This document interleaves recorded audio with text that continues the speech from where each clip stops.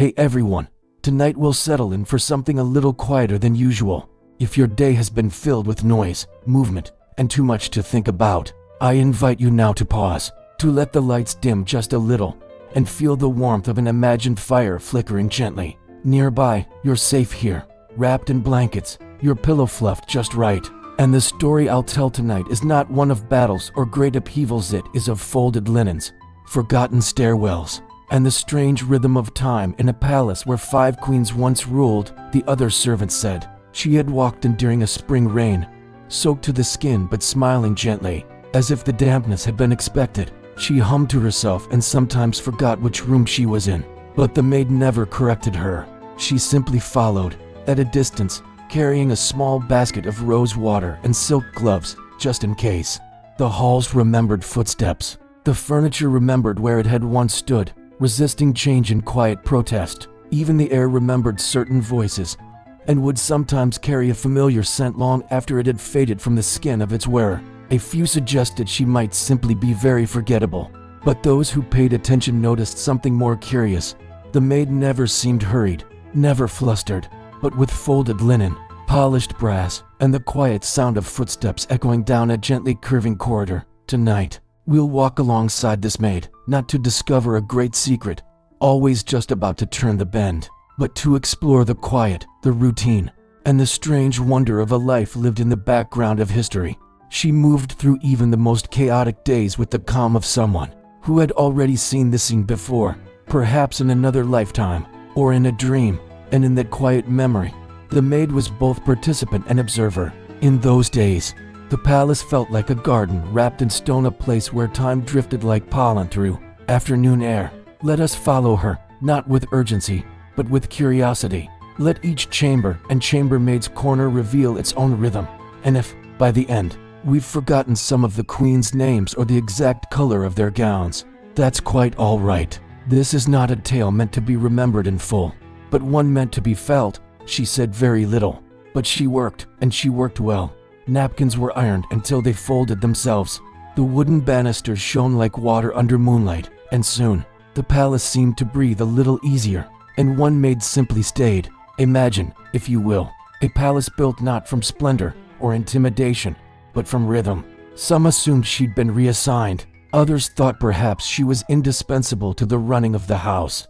Hold, and perhaps she was, but no one quite remembered assigning her anything specific. She just moved about, kept things orderly. No, each reigned long enough to reshape the room slightly, to redecorate according to their own tastes, to prefer different teas or walk at different hours. And the maid, never promoted, never reassigned, adapted with the same soft reliability as a favorite cushion or a candle holder. No one remembers buying. She was there when curtains changed color, when portraits were taken down or newly hung. She was there when laughter echoed through the halls, and when, later, silence returned like a folded shawl draped over the evening, knew when to appear and when to vanish into shadow. Its walls were thick stone, softened by age and the whispers of servants who came and went. Candles flickered in hallways that curved just slightly too much, and tapestries hung like sighs from another century.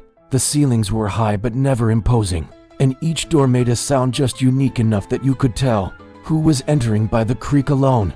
This story begins in such a place, though it isn't quite clear where. Somewhere misty, perhaps, somewhere where the air smells faintly of lavender and smoke. And in this place, you might find a maid, not the sort to be written about in history books, not the kind to change the course of empires or be remembered in royal portraits, but the kind who makes the beds, folds the napkins into perfect triangles, and somehow quietly outlasts 5 very different queens. She had no official name in the records, not that they kept many. Her face wasn't carved in stone or stitched into courtly banners. That was the first queen's preference. You see, she loved the scent so much that petals were kept in little silk sachets, tucked behind every door. The maid arrived with little more than a bucket, a cloth, and a habit of bowing to deeply. She was younger then, of course, a little nervous, perhaps, but already possessing that quiet attentiveness that made her easy to overlook, and indispensable all at once. But if you had wandered through that palace in the earliest light of morning, you might have caught a glimpse of her silhouette gliding through the steam of laundry rooms, or seen her small capable hands smoothing out the corners of a freshly pressed tablecloth. She moved like a lullaby, steady, unobtrusive, and oddly comforting. When she first arrived, the palace was scented with lilacs. No one quite remembered how she came to be there. One day she simply was. The first queen, as we'll learn later, was a dreamy kind of ruler.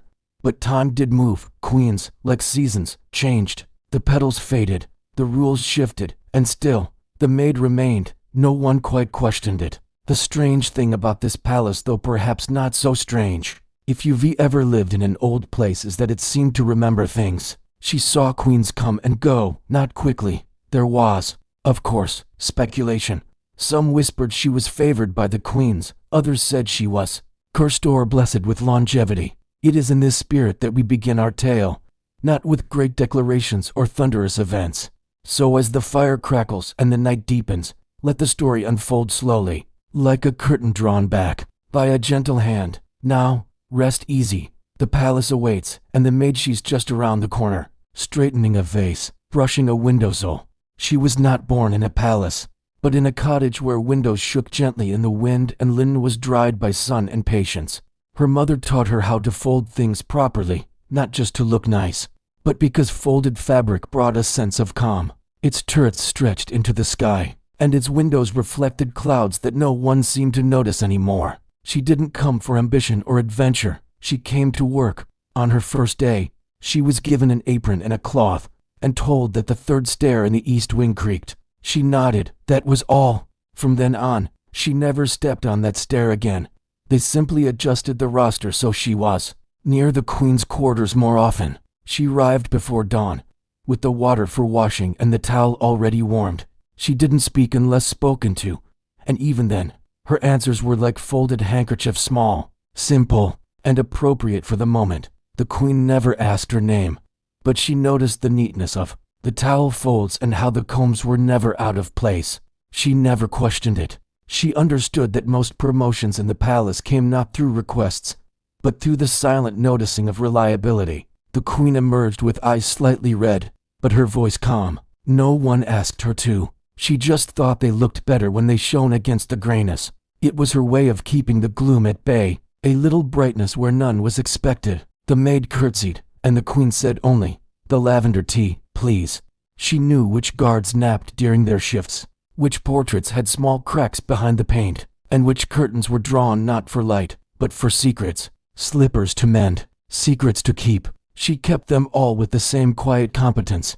To her, a task was a task, no matter how intimate or mundane. Her apron always neatly pressed, her bucket always clean, her footsteps always quiet. She was not a figure of ambition, or power, or even narrative. She was simply there, as much a part of the palace as the breeze that moved through its halls, unnoticed and essential. She once sewed a tear in the queen's favorite shawl using silk thread so fine that no one ever noticed it had been mended. The maid nodded and moved as if guided by the rhythm of the request.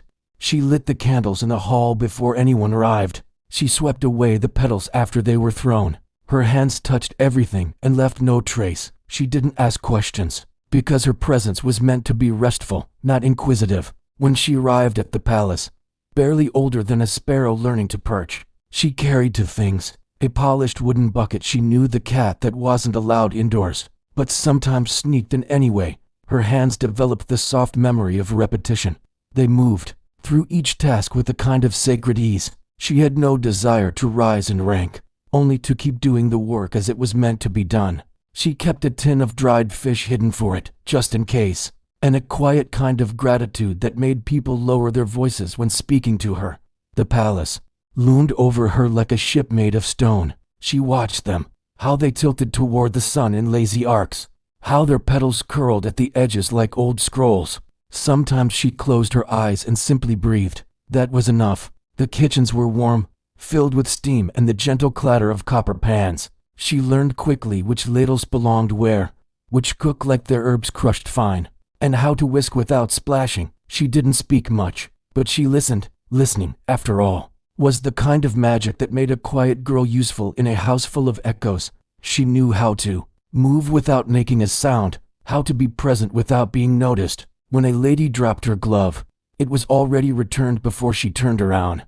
When a candle sputtered, she replaced it before the flame gave up. Her presence was less like a person, and more like a hush that settled in after the bell stopped ringing. Her first task was in the linen room where the sun came through thin curtains, and the smell of soap hung in the air like a memory that didn't he want to leave. The linens were folded by hand, always twice lengthwise, then once across. She followed the motions with quiet devotion, never rushing, never distracted. When asked why she took such care, she only smiled and said, "It helps me think." Days passed as smoothly as the iron sheets she stacked into neat towers. The head maid noticed, as did the steward, but neither said anything. On the third week, she was assigned to the queen's morning routine. Once, she heard laughter behind the queen's door, followed by silence that felt a little too still. She knew the palace by its quiet rhythms. Which corridor grew cold first when the wind shifted? Which chair in the queen's study needed its leg wedged with parchment to stop it from rocking? There were things she learned without trying: how to fold a royal cloak so the embroidery didn't decrease, how to dust the tapestries without dislodging the fine gold threads. On the rare occasions she was given free time, she sat in the courtyard where the white roses grew. She never picked them, and when it rained, as it often did in that part of the country, she would polish the brass handles on every door she passed. People sometimes forgot she was there. She didn't mind. That was part of the magic. Being forgettable allowed her to see things others missed. The queen's ladies began to trust her. They handed her letters to pass along. She was never in the portraits, never mentioned in the speeches, but she was in the background of every event. She adjusted the queen's train before ceremonies, and as seasons shifted and new faces arrived at court, she remained. The first queen the maid truly served was unlike anyone she had ever met. She spoke softly, with a voice that never rose above what was needed, and moved as if her limbs remembered dances from another lifetime. The queen disliked sharp sounds, so she had learned to walk lightly, to set bowls down in perfect silence. There was a quiet ritual to it all, opening the shutters just enough to allow dawn in soft streaks, folding the nightgown with slow, reverent fingers, warming the slippers beside the hearth. It was not efficiency the queen sought, but grace, and so grace became part of the maid's hands. Her hair was pinned with silver combs shaped like lilac petals, and the scent of those flowers followed her wherever she went, like a gentle ghost. It had been turned to face the wall, for as long as the maid could remember. "I don't like reminders," the queen once said, not as an order but as a statement meant to float, not land. The maid learned to wake without alarm, lighting a small lantern and trailing her mistress like a shadow with purpose. They would walk through empty corridors, past portraits that had forgotten their names, until the queen quietly returned to bed. Once, accepting a shawl in the hallway, she whispered, "Thank you for not waking me," and placed a vase of dried lilacs on the nightstand gathered from spring, kept hidden just for this. In the days that followed, the staff adjusted, as they always did, but the maid remained. Her apron was still pressed, her hair still pinned, yet there was a softness now in the way she handled the trays, a deliberate quiet in her routine. Not grief, not resistance, just a kind of remembering. She tidied the chambers, polished the unused silver combs, folded the gown still scented faintly with memory. Her steps were slower now, not with sadness, but with care. It was the closest she ever came to acknowledging the maid's presence. It wasn't sentiment, she insisted, just practicality. Silk could be used for many things, but she never used it. The ribbon stayed folded, soft and purposeless, like a poem left unfinished on purpose, a gesture made only for oneself. In the way the curtains caught the breeze, in the scent that sometimes returned for a moment near the west corridor, in the silence that echoed most sweetly at dusk, the palace remembered, as palaces do, not in words, but in the way a hush settles after music, or how a breath pauses before sleep. The maid never questioned it. She dusted the covered glass as carefully as she might an open wound.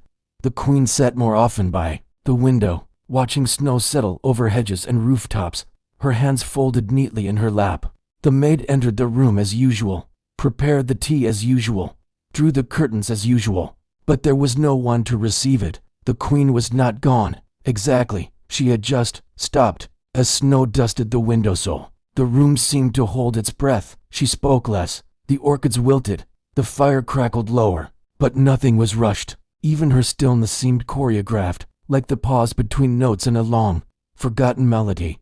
To reflect is not always to remember. Sometimes it is to wound. She would place cushions where they were needed, rearrange books by color rather than title, and keep the teacup always at the same angle, with the handle pointing east. The queen would stroll the lakeside path with a parasol made of gauzy silk, and the maid would follow, 2 steps behind. The rhythm of their walking echoed between the trees, slow and even. Birds rustled in the reeds, but they rarely sang at that hour. Once, watching a swan glide across the water, the queen said softly, "It looks like it remembers something, but I suppose it doesn't." The maid said nothing, and neither of them disturbed the moment. These were not instructions, only observations, but they became the rules of a quiet kingdom made of lilac and light. Even when the corridors were empty, that perfume clung to the air, winding around the columns and tapestries like a memory too shy to leave. There, she kept miniature orchids in polished pots, fragile things with names only she remembered. The maid would bring warm cloths for wiping leaves, small jugs for watering, but never lingered too close. The queen tended her plants in silence, humming songs with no words. It was a music that never demanded attention, only offered company. In the early mornings, the maid would arrive with warm water and folded cloth. The queen rarely asked for anything directly. Instead, she would drift through her rooms as if waiting for time to reveal her needs. The maid understood this language of silence. Afternoons were her favorite. The queen would retreat to the conservatory, a place tiled in faded blues and greens, where the glass roof filtered sunlight through stained panes. Sometimes the queen would speak, but only in fragments. "The lake again last night," she once murmured, her fingers brushing the edge of a page she had not turned. But there were no reflections this time. The maid knew better than to answer. She had learned that her role was not to respond, but to make room for the words to exist. There is a kind of listening that does not involve ears. In the corner of the queen's dressing chamber stood a mirror covered with linen. Evening walks were common when the sky blushed pink. On certain nights, the queen wandered in silence through the palace, never far, never frantic. As winter approached, the scent of lilac began to fade. It wasn't sudden, just a soft ebbing, like the tide receding by inches.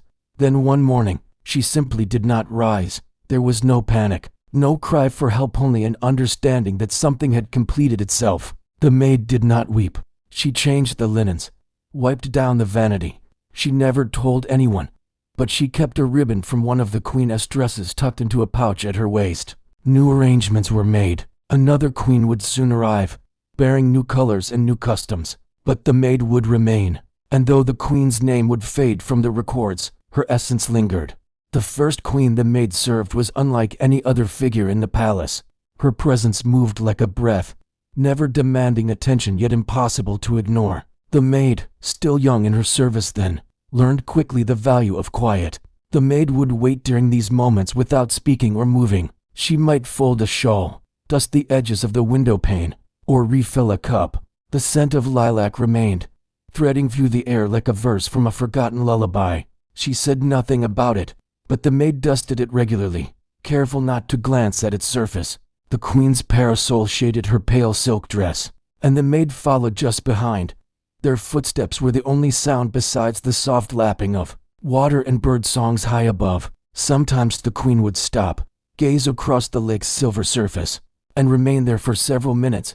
The maid stood patiently, a few paces behind, never urging, never retreating. It was not avoidance, but an agreement to wait to let the past settle without stirring it. She folded linens, brushed the velvet cushions, and watered the orchids that began to droop without their former attention. The palace whispered, but not about her. Rooms were walked, duties performed, but something quieter had begun to settle. The maid, always attuned to her rhythms, followed with a lantern. The staff changed shifts and carried trays, but with a gentler touch. No announcement was made. It was not needed. The air around the queen had already explained it. The queen sat longer in her chair, gazing beyond the frost-covered window. The palace had absorbed the queen's quiet ways, the hush in the corridor, the soft edges of footsteps, the lack of unnecessary words.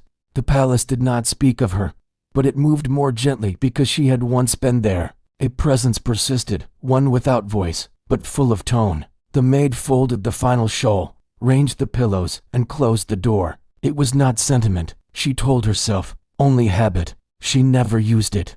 It remained there, soft and unbothered, like a pause that never resumed. The maid continued to tidy it once each week. She adjusted the curtains, relit the lantern briefly, and placed a fresh cloth on the table. It was no longer for the queen. It was for the space she had left behind. The silver combs were placed in a drawer. The orchids were moved to another room. The mirror remained turned to the wall. She looked outward now, toward a place only she could see. The maid did not speak. She laid a warm shawl across her shoulders, tidied the fringe of the rug, lit the lamp as usual. But for now, the corridors remembered silence. The lake path bore footsteps in pairs. The mirror remained untouched, and the maid continued, apron pressed, hands steady, each task completed as though time itself depended on it.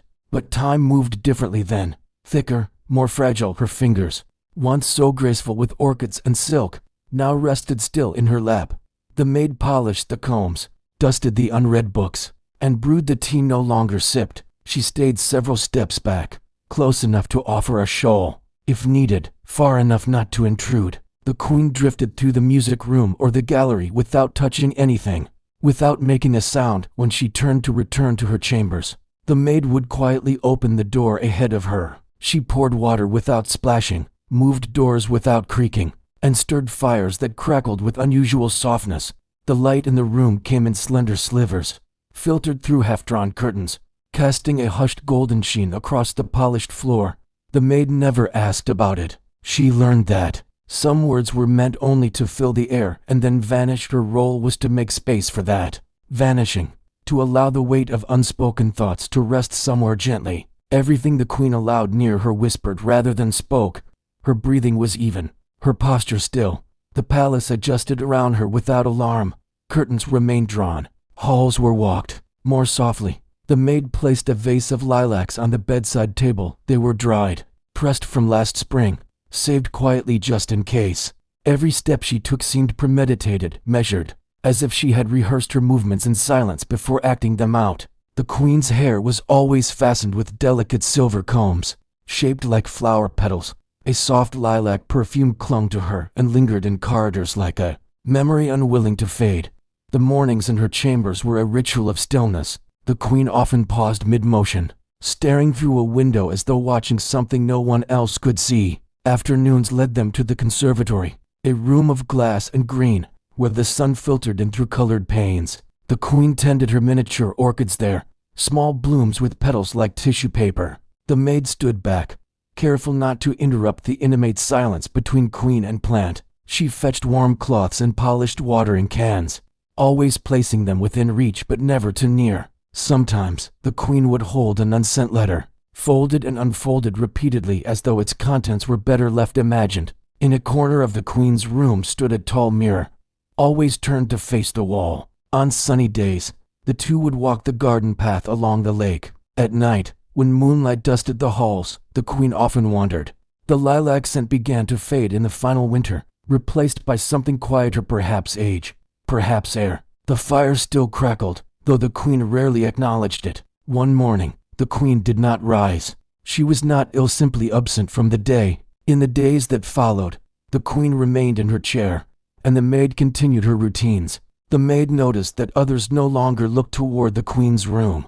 Letters arrived but went unanswered. Visitors were turned away gently at the gate. When the queen's breath finally ceased, no one cried aloud. The queen's chamber was kept undisturbed. It was not sealed or locked, only left as it had been, still, lilac-scented, and dustless. Sometimes the maid paused at the doorway, just for a breath, before moving on. The maid kept a single ribbon from one of the queen's gowns, folded into a small pouch. A new queen would come, of course, with different habits and louder footsteps. In this way, the first queen remained not in name, but in quiet, not in memory, but in stillness. The second queen was not like the first. Where the first had been soft-footed and scented with lilac, this one arrived with a carriage full of ledgers and a personal steward whose pockets jangled with keys. The curtains were opened fully each morning so that no speck of dust could hide. The queen's affinity for geometry was most evident in the dining room. She took her tea with exactly 1¼ cubes of sugar, not one, not two, and the maid became adept at shaving a cube to perfect fraction. She never questioned it. Some people need rules like others need sleep.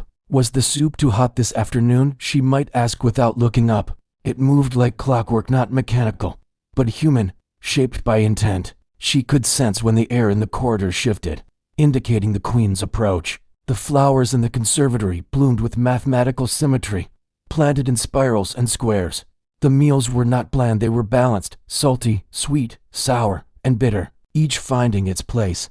She learned the Queen's quiet signals, the way she slightly adjusted her necklace when she wanted tea, or how she tilted her wrist to indicate displeasure without ever speaking it aloud. The maid once saw her pause at a window to watch a line of ants travel in perfect formation across the sill. The Queen's lips turned up just slightly, and she whispered, "Order is natural," as if reminding herself more than anyone else.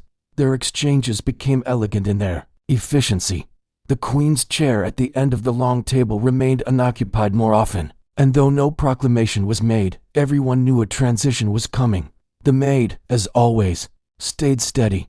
Her lists grew longer, more detailed. She began recording not just what happened, but what might happen, as though bracing herself against some imagined disorder. But the linen still folded itself in careful thirds beneath her hands, and her apron remained neat as always. The maid continued her duties, quiet, deliberate, respectful, but she noticed the Queen's hands sometimes shook when writing. The Queen once explained that true taste could only be achieved through proper contrast. She could hear from the weight of footsteps whether a guest had followed protocol or wandered off course. There was comfort in these patterns. The maid would answer in soft tones, describing not just the temperature. Each gesture was quiet homage to the order that once ruled the palace. Only a small compass, broken, tucked in the back of a drawer, its needle long dislodged. She never used it, but sometimes, on quiet days, she would hold it in her palm and feel its weight, not because she missed the Queen, but because it reminded her that there had once been a way to hold everything still, if only for a moment. The Queen's ledgers remained on the desk, untouched, but never removed. The clocks were still wound, the tea still served at the expected hour. The maid found comfort in that. She stared at a compass rose inked onto a chart, tracing its points with a gloved finger. "Even the stars shift," she said aloud. The maid stood by, silent. She knew then that the Queen feared something she could not measure, change. But the gentle curl of steam rising from the bowl, the scent of thyme, the way the spoon clicked gently against porcelain, the Queen would nod and write it down, as if every detail mattered. And to her, perhaps it did. Napkins folded into isosceles triangles, centerpieces ranged by radius from the plate's edge, candles trimmed to identical height. The maid found a certain peace in these quiet rituals, how order gave shape to the hours, how repetition could soften the edges of thought. There were several throughout the palace, not for navigation, but for measuring. The Queen would sometimes pace the drawing room, compass in hand, measuring the arc of a chair leg or the angle of a staircase. The maid dusted them carefully, always returning them to their designated drawers, arranged by size and material: brass, silver, ivory. Schedules were drawn up and reviewed twice weekly. The bell for breakfast rang at exactly the same time each morning, and anyone late by more than 60 seconds was offered a polite but firm note in ink that never smudged. The maid held a stack of folded linens while the Queen, fingers tracing the hem of one cloth, remarked, "There is grace in discipline. Beauty is the result of constraint, not chaos." The maid nodded, and though she did not entirely agree, she admired how calmly the Queen believed it. She wrote not just of meetings or events, but of small things too: the temperature at sunrise, the name of the footman who dropped a tray, the precise shade of blue in the evening sky. The maid sometimes glimpsed these notations and found them oddly poetic, like a record of life written by someone trying very hard to be precise about things that defied precision. The maid began folding the towels to regulation size, aligning the edges like soldiers on parade. She did not speak often, but when she did, her words arrived clipped and balanced, like precise measurements from a scale. The maid, of course, adapted. At first, the change was jarring. The hallways felt brighter, but not warmer. Each spoon had a designated place, and the placement of teacups required a ruler. The Queen was not unkind. She merely believed that rules created harmony, and she surrounded herself with harmony as one might wrap a shawl against the breeze. In the evenings, the Queen would sit by the hearth, ledger in hand, and record the day's happenings in lines of flawless cursive. Sometimes, the queen would call the maid to recount her own observations. In time, the maid grew to understand the rhythm of the palace under this queen's rule. One peculiar detail the maid noticed was the queen's affinity for compasses. Despite the order, the palace was not cold. It merely asked to be understood on its own terms. One quiet afternoon, the queen and the maid stood together in the linen room, adjusting the placement of embroidered tablecloths. Over time, the maid came to memorize every wrinkle in the queen's gowns, every corner of her perfectly symmetrical chambers. The queen seldom smiled, but when she did, it was soft and rare, like sunlight on marble. Winter came, as it always did, and with it a subtle slowing of the queen's movements. One evening, the queen stayed longer than usual in the map room, where scrolls of ancient territories lined the walls. When spring returned, the palace adjusted without announcement. There were fewer protocols. She kept folding, dusting, pressing. She did not keep a memento, no ribbon, no comb. And just like that, the palace changed again. A new fragrance in the halls, a new arrangement of chairs. The linen room was not meant for sleeping. It was meant for folding and pressing, for starching corners and layering cloth by season, size, and stitching. But somehow, in the quiet breath between duties, it became a place of drifting. The maid discovered this by accident, on a day when the queen was away for diplomatic audiences, and the palace stood unusually still. The silence wrapped around her like a shawl. Her hands relaxed in her lap. Somewhere, distant and soft, a dove cooed from the windowsill, and then, as if carried by the air itself, she slept. She had ducked into the room with an armful of tablecloths to sort. The air inside was different, warmer, gentler, scented with lavender, and the faint must of clean cotton aged over time. A queen holding a candle in each hand, walking backward through an orchard that hadn't bloomed in years. She hadn't placed it there. It hadn't been there before. It smelled faintly of lemon and starch. She looked around the room, heart quiet, but saw no one. She smoothed the sheet, placed it back on its shelf, and said nothing. She never told anyone about these visions. She didn't want them explained. Their softness was their strength. Others had small stains that no wash could remove, wine from a long-forgotten celebration, or ink from a guest who spilled more than words. Each fold held a ghost of something. The palace adjusted, as it always did, but the maid still visited the linen room, slipping inside when the carders calmed and the teacups were still. Sometimes she napped, sometimes she didn't. The stillness alone was enough, but none of them lingered with weight.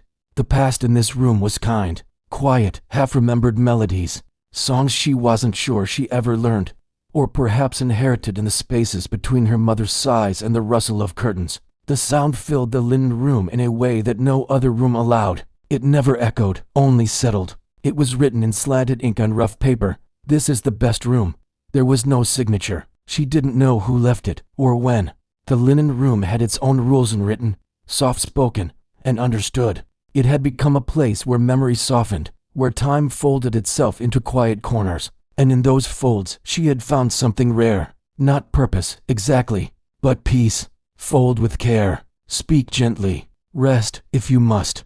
Just don't disturb the balance. But she smiled and slid it back where she found it, as though returning a book to its shelf. Sunlight filtered in through a high window, drawing long stripes across shelves stacked with linens of ivory and pale green. The hush was complete, not full sentences, just murmurs, descriptions of the weather, remarks on the thread count of a particularly fine sheet, memories of a meal served 3 queens ago. But the maid continued her quiet pauses in the linen room, even as the rest of the palace blurred with time. This small corner remained, not hers exactly, but welcoming. She wasn't speaking to anyone in particular. Maybe the linens, maybe the quiet itself. The older maid, our maid, looked up from a neat stack of napkins and smiled. "Just folding," she said. The younger one nodded and left, but she returned the next week, holding a pillowcase to mend. She sat beside her without speaking. They worked in silence, a space too mundane to be interrupted. She began bringing small tasks with her, buttons to sort, lace to mend, a loose seam to stitch. The work was delicate, repetitive, perfect for slipping into quiet thought. There was a balance here that didn't need polish. She imagined the palace itself knew to leave this place alone, like it was holding its breath for someone to notice that rest, too, could be sacred. Even as the palace adopted new drapes and cushions with each queen, This room remained constant. The maid liked that. It felt like the room belonged not to anyone Rain, but to the palace itself. A kind of anchor, folded in cotton, not to hide them, just to mark that something had passed there. It felt like a conversation, one where no words were needed. She sometimes watched clouds drift by as she folded, their shapes vague and lazy. One afternoon, a bird paused on the sill, its feathers ruffled, its eyes blinking slowly at her. They sat in silence together until it flew off, leaving a single feather caught in the cobwebbed edge of the frame. The linens answered by staying soft and warm, and never once complaining when she laid her head down for a moment too long. There was no bell, no footsteps, no voice calling her name. She began to anticipate them, not planning exactly, but allowing the linen room to call her when the halls were calm and the tea had been poured, and all that remained was silence. She had sat down on a low stool beside a bundle of folded napkins, just for a moment. The first nap was unintentional. The second came 2 days later, when she returned with embroidered doilies from the drawing room and, again, paused longer than she meant to. It wasn't the sleep of exhaustion. It was something gentler, like being invited to float just above waking, where thoughts lost their edges and time dissolved like sugar in warm tea. She never stayed long. 10 minutes, perhaps 15. But they were the most restful minutes of her day. No one else seemed to enter the linen room. It was neither forbidden nor forgotten, simply unremarkable, a quarter to nowhere in particular. Perhaps that was why it worked. In her dreams there, she saw strange things, never frightening, always slow and vivid. A hallway filled with feathers, a boat sailing across tiles instead of water. Once, she awoke to find a folded sheet resting perfectly across her lap. The linens themselves seemed to hum with memory. Some bore initials of queens long gone, their embroidery worn but intact. She began leaving small things tucked into the layers: a feather, a sprig of rosemary, a single thread of silver. The high window revealed only the sky, never the ground. The seasons changed, but the linen room did not. When the fourth queen arrived, she brought with her a flurry of activity: new attendants, new colors, new preferences. She started humming as she worked there. There were days she found herself speaking aloud. Once, she found a small note tucked between 2 tablecloths. She never asked for the room to be cleaned more thoroughly. The dust was light, the air clean enough. Years passed. Queens came and went. Drapes changed. Footmen rotated. The bell was replaced with a lighter chime. One day, a younger maid poked her head in and asked what she was doing. After that, the room wasn't always empty. Sometimes there were 2, sometimes 3. They didn't speak much. They didn't need to. And as the years wore on, the maid realized that the linen room had become something more than a pause between duties. The third queen arrived with mirrors, many of them, not grand ones or gilded, but delicate, framed in silver or carved walnut, carried in carefully wrapped cloth and arranged in quiet corners of her chambers, not to admire, not to adjust her veil, but to look, truly look, as if each mirror might answer something she couldn't yet phrase. It wasn't vanity that moved her gaze, but a searching stillness, like someone hoping to glimpse the end of a long thought. It held no audience, no edge. Will they remember what I said? She might murmur. Or, did I seem too cold? To the mirrors, she asked what could not be asked. Aloud, the maid sometimes wondered if the glass had answers, not in mirrors, but in shadows. She moved through the palace with a kind of mirrored stillness now, stepping softly, reflecting moods without absorbing them. She began to understand that the queen did not speak to the glass because she needed to hear herself. She spoke because she needed the pause that came after a moment where silence might reveal what words could not. She never asked for new furniture, never reordered the household. But within a week, the reflective glass surfaces had multiplied on dressers, above the hearth, even resting on a stand beside her tea table. Only the maid, she once said, gently but firmly. And so, each day, the maid approached with the same care as one tending sacred things. It's truer now, she had said, and so it stayed, crack and all. Her cloth swept away fingerprints, dust, and invisible traces of yesterday's reflections. More time spent in the room with the cracked mirror. The maid kept everything in order: linens, tea, the dusting of shelves. But she began to feel the slow hush of departure settle in the corners. She would sit beside the mirror and study her own reflection, not out of vanity, but curiosity. Who was she now, after years of silence and service? Her own reflection looked back calm, poised, and alone. She took the mirror, wrapped it in a cloth, and placed it in a drawer lined with velvet. The face that looked back was calm, unreadable, like the surface of a still pond just before a rain. "Tell me what I've forgotten." The maid stood behind her, quiet as always. She didn't expect a reply, but in that moment, the mirror reflected not the queen, but the empty hallway behind her, an image out of time. She said nothing. When she set it down, she turned to the maid and simply nodded. That was all. The maid did not follow her. She knew where the queen was going. The maid noticed first how the queen paused before each one, folded twice, laid flat between mirror and wood. It read, "What is remembered when no one is left to speak it?" Others were left as they were, slowly collecting a soft dust that never seemed to stick. The maid still cleaned them, though less frequently. They no longer seemed to need it. There was no signature. The handwriting was even, elegant. The maid did not show it to anyone. But the mirror stayed, and so did the maid, and if, some nights, she paused before one and whispered a question into the glass well, that was no one's business but hers. She placed it back exactly where she'd found it. The maid noticed her expression shifting, less troubled, more distant, as if she had placed her thoughts on a high shelf and simply watched them gather dust. She rarely gave orders anymore. Meals were served from memory. Duties followed the rhythm they had always known. The queen never addressed the mirrors in front of others. Instead, there were long evenings filled with soft harpsichord music and reading by candlelight. The queen loved letters, though she rarely sent them. The maid would find half-written notes left on windowsills, unfinished, unsent. As if the act of writing was enough, she was dignified, serene in public, her tone even, her hands always folded just so. This one was round and plain, no larger than a dinner plate, but it faced the light just so. There, she'd sit in a straight-backed chair, a pot of lukewarm tea at her elbow, and simply gaze not at herself, but at something beyond, something only she saw reflected back. But in the quiet of morning, when the world was still stretching into wakefulness, the maid began to hear murmurs, gentle words spoken into silver reflections, not commands or affirmations, but questions, wonderings, echoes of doubt dressed in calm phrasing.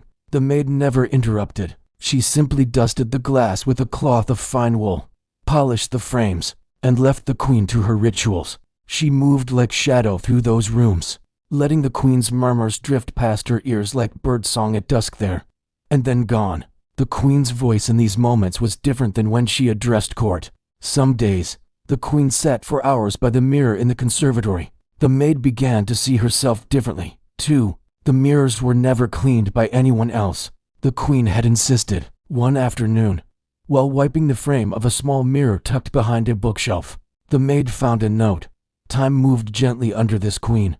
There were few banquets, no great speeches. One evening, as the sun dipped low and the palace glowed with that fleeting light just before dusk, the queen stood before her largest mirror and said, softly. From that day on, the queen spoke less to others, but not less to her mirrors. The maid continued to care for the mirrors. One had cracked slightly in the winter frost, a thin spider web across the surface, but the queen refused to replace it. Some nights, the maid lingered in the queen's chamber after she had left for her walks. The queen's final days came quietly. There was no illness, no grand farewell, just fewer footsteps. Less tea, shorter letters. On her last morning, the queen stood in her chamber, gazing into a small oval mirror she had held in her hand. Later, when the room was empty and silent, the maid returned to the mirror. The other mirrors remained. Some were covered with gauze. A new queen would come, with different ideas, different routines.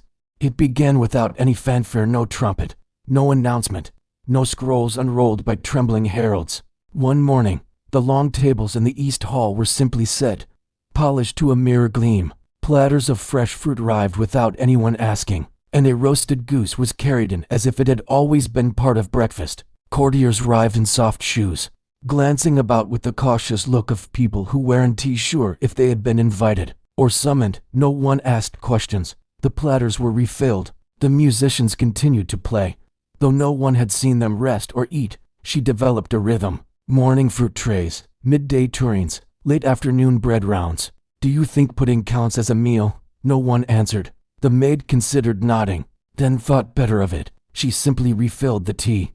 The sugar cubes never melted, no matter how hot the cup. Fold, pour, observe. The same faces, the same nods, the same steaming dishes. The harpist's fingers moved more like drifting leaves than precise strikes.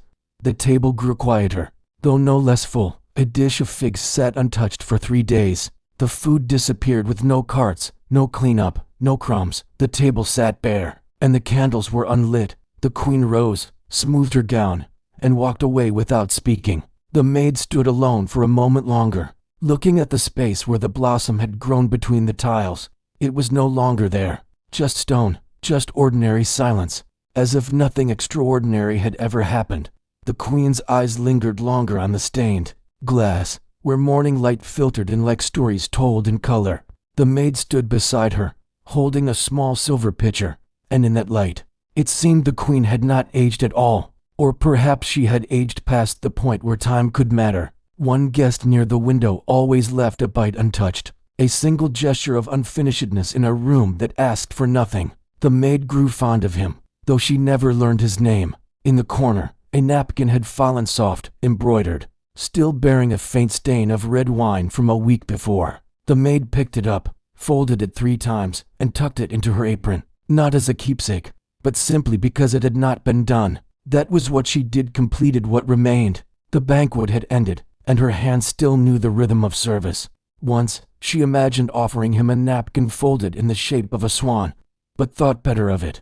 He would not notice. No one noticed anything now. It was as if they were all inside a very long breath. She noticed this by accident, and then stopped noticing on purpose. Some things were not meant to be solved. Some banquets simply lasted as long as they wished. She knew where to stand so her feet would not ache. No one had brought them in.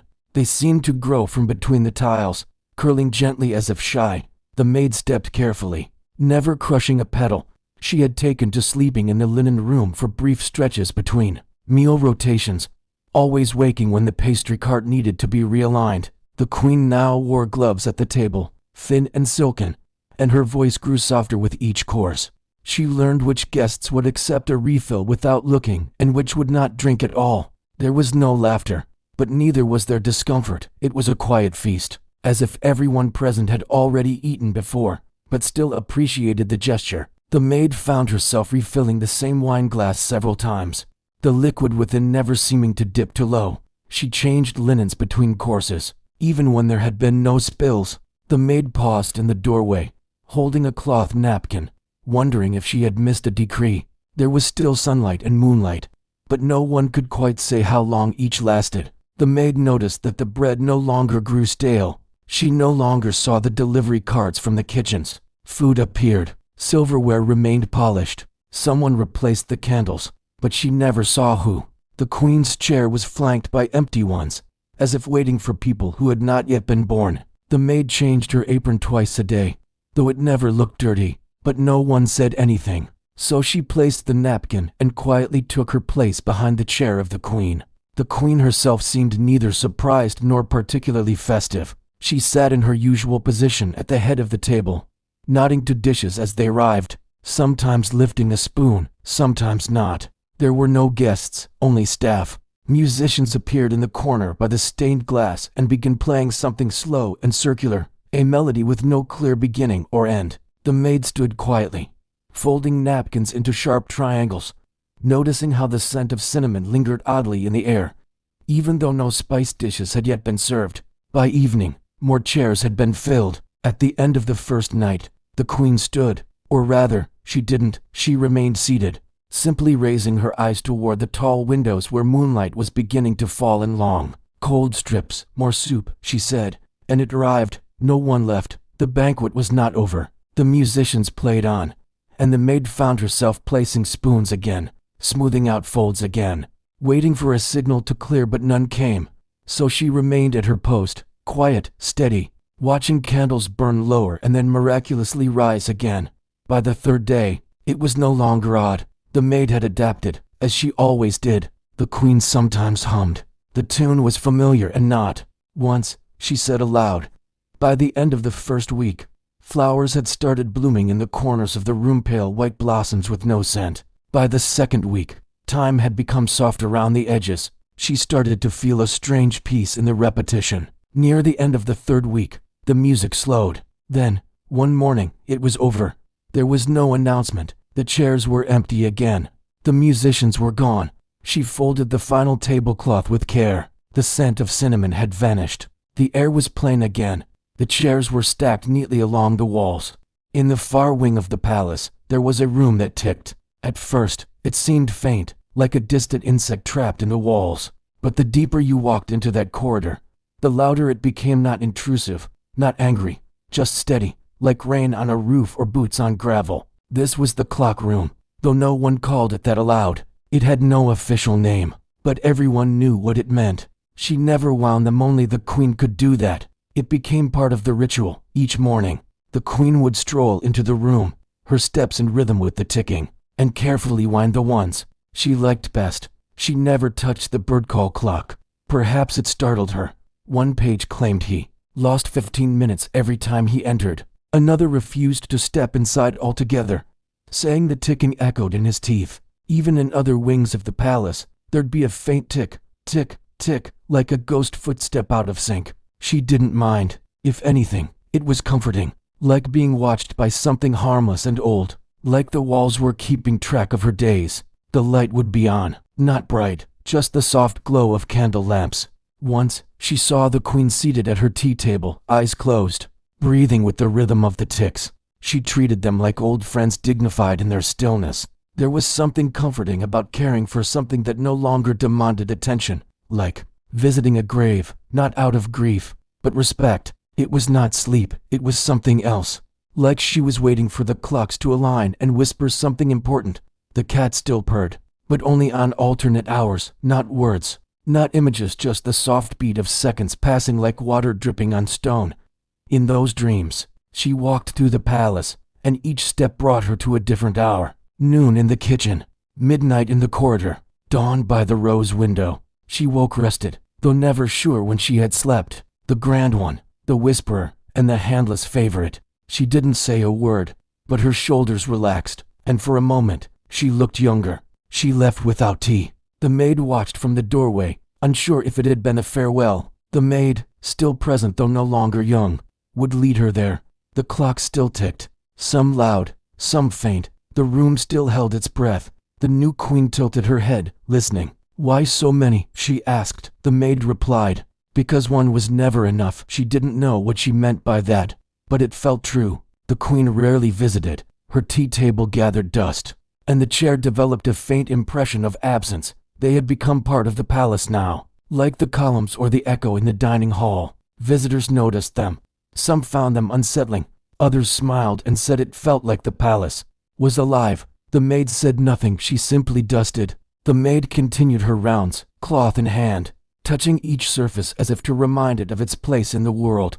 But the maid went daily.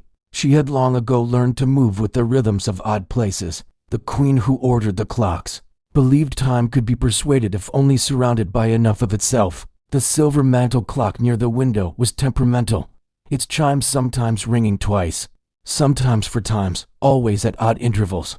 The tiny porcelain clock shaped like a cat purred when the hour struck. She would mutter things not to the maid, not even to the clocks, really just out loud. "Time is too sharp," she once said. "It cuts too quickly." Another time, "If I surround it, maybe it won't see me." The maid began naming them in her head. The grand one, the sleepy cat, the whisperer, the mumbler. It made the room feel less crowded. The maid, now accustomed to oddities, had merely nodded when told to begin dusting the new arrivals. Another insisted it was nearly noon. A third, a clever-looking clock carved with ivy, ran backwards entirely. The maid adjusted them, at first, but they always drifted again. It was not defiance, exactly. It was as though each kept its own version of the truth. The clocks came by cart, in crates lined with linen. The room didn't grow silent, it never could, but the rhythm changed. It was more like a distant heartbeat now, slower, tired, as if even time had become weary. Some were tall and austere, others squat and gilded. One chimed with bird calls, another rang like a dinner bell, not synchronized, but overlapping like a crowd of people trying to hum the same song but starting on different notes. The maid would pause then, just for a moment, hands still on a velvet cloth, and listen. It felt like the palace breathing, disjointed, unpredictable, but alive. There were too many clocks, but they never told the same time. That was the first thing the maid noticed. One claimed it was 2:10. A small table had been set in the corner beside a particularly dignified grandfather clock. It had no hands. The queen called it her favorite. It has no demands, she told the maid once. It just is. The maid didn't reply, but she dusted it with special care after that. Dusting them took hours. She polished the glass faces, wiped down the pendulums, and used a fine brush for the carved details. Some days, the clocks rang in chorus. The queen took her tea in that room now. Others in the palace avoided the clock room. They said it made them feel as though they were running late, even when they weren't. Each clock had a personality. There were so many clocks that she began to notice how the sound followed her. Sometimes, the queen would walk the room slowly, hand trailing across the tops of the cases, her eyes half-lidded as though in a trance. There were nights when the maid would pass the clock room on her way elsewhere and pause. As months passed, the maid noticed new clocks arriving less frequently. The queen no longer wound them each morning. Some began to stop, quietly, like sighs. The maid still dusted each one, even those that no longer moved. Eventually, only a few clocks remained active. The backward running one ticked on stubbornly. One day, the queen returned briefly. She walked the room in silence, touching 3 clocks. The clock room remained. Others said it was no longer needed, but no one dared remove the clocks. She sometimes dreamed in ticking now. Years later, a new queen would ask about the room. The 4th queen arrived quietly, without much ceremony. There were no parades or choirs, just a gentle rain that misted the palace windows, and the maid polishing brass handles before the new lady walked through. She noticed immediately, this queen was not as precise as the last. Her glove had a smudge, her hem was slightly crooked, but her eyes carried the distant gleam of someone not quite tethered to the present moment. At first, it seemed charming. The queen would begin a sentence and trail off, staring at a flower arrangement she didn't recall ordering. She would ask about guests who hadn't been invited, or mention a dog that had never lived in the palace. And every morning, the maid would curtsy with the same calm reply, "An honor, Your Majesty." No one objected. It was easier, kinder, to let the queen enjoy things when she remembered them. Once, they hosted a spring banquet in autumn. The trees outside had gone copper and gold, but inside, they hung paper butterflies from the chandeliers and served strawberries out of season. The queen clapped with delight. There was something lovely in that rhythm. A new beginning, each day, a clean page, always waiting. The queen had become part of the palace's rhythm, irregular, yes, but still melodic. "What do they call me again?" she asked. The maid answered without hesitation. "Your Majesty," she said. Sometimes she stared at her own reflection as if trying to remember who it belonged to. The maid removed some mirrors, not all, just enough to soften the edges. She replaced them with windows, open to gardens and birdsong. "Or my dear, if it's one of those softer days." The queen laughed. "Let's pretend it is." The maid met her halfway, offering her slippers without a word. "You're the warm one," she once said. "The one who stays." And so the maid did, even after others took over the court. Even after the queen no longer spoke. The queen leaned in and whispered, "You always know," and then forgot where she was going and sat by the window instead. Snow began to fall. Neither of them spoke for a long time, like a piano with one off-key note that made the song more beautiful. The maid guarded her peace with quiet hands and knowing glances. Once, she looked at the maid and asked, "Have I always been like this?" The maid didn't answer right away. The queen's likeness, serene, soft at the edges, as if memory itself had painted it. The maid dusted it weekly, never missing a day. Sometimes she paused to look at the eyes still uncertain, still searching, and said, "Yes, you were here." Instead, she offered the queen her shawl and said, "You've always been kind, not for the new queen, but for herself. Tea is at 4. The garden smells like rain. You are not alone." And though her handwriting had aged, it still looped gently, steadily, like her footsteps in the silent corridors she knew by heart. And so, in the quietest way, the 4th queen remained, in forgotten gardens, in stray handkerchiefs, in a drawer filled with blank cards and ribbons no one dared move. The maid remembered for both of them. That was her gift. That was her task. The maid folded her final letters unfinished and tied them with ribbon. She pressed dried rose petals between their pages and left them in a box labeled Remembered Things. No one ever opened it. That was as it should be. She would sit among the hedges, sometimes with a book held upside down, eyes closed in the sun.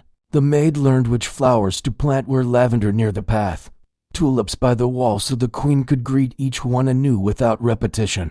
She would say, "Oh, I've never seen a bloom like this," even though it was the fourth time that week. The maid would smile and say, "It suits you." The queen nodded, satisfied.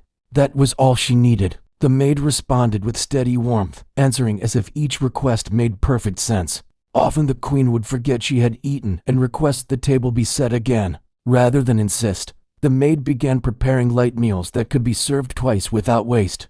The queen slept often, curled on a chaise near the fire, forgetting what day it was or where she meant to go. The maid tucked blankets around her, changed the candles, and sometimes hummed the melody of an old song neither of them remembered the words to. It didn't matter. The sound was enough. One day, the queen blinked down at a plate of pear slices and said, "These taste like déjà vu." Then she laughed, as if in on a joke only the furniture understood. That was her role, after all, to make the world seem smooth and uninterrupted. The queen developed a habit of losing things. A hairpin, a letter, an entire tray of handkerchiefs would vanish, only to be found in the conservatory or folded neatly in a library book. The maid began keeping a quiet ledger, not to shame or correct, but to remember gently on her behalf.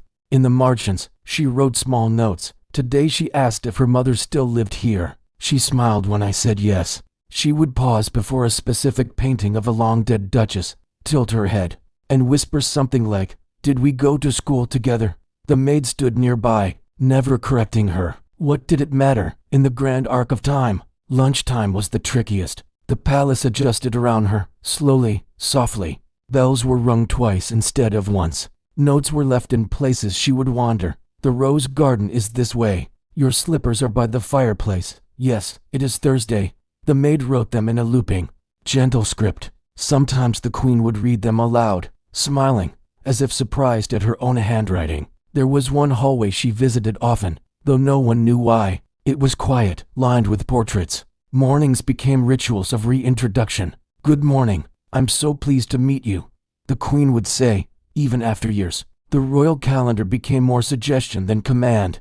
Some holidays passed unnoticed, others were celebrated on the wrong date. There were moments of clarity, brief but piercing.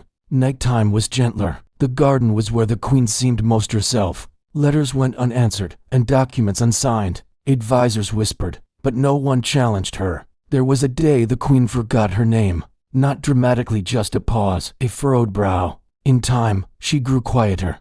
The bright gaps in memory stretched longer. One afternoon, the queen wandered into the great hall barefoot, wearing a summer gown in winter. By the end, the queen had forgotten nearly everything, but she remembered the maid, not her name, not her role, but her presence. When the queen finally slept and did not wake, the palace carried on with a hush. The hallway of portraits gained a new painting. She still kept the notes around the palace.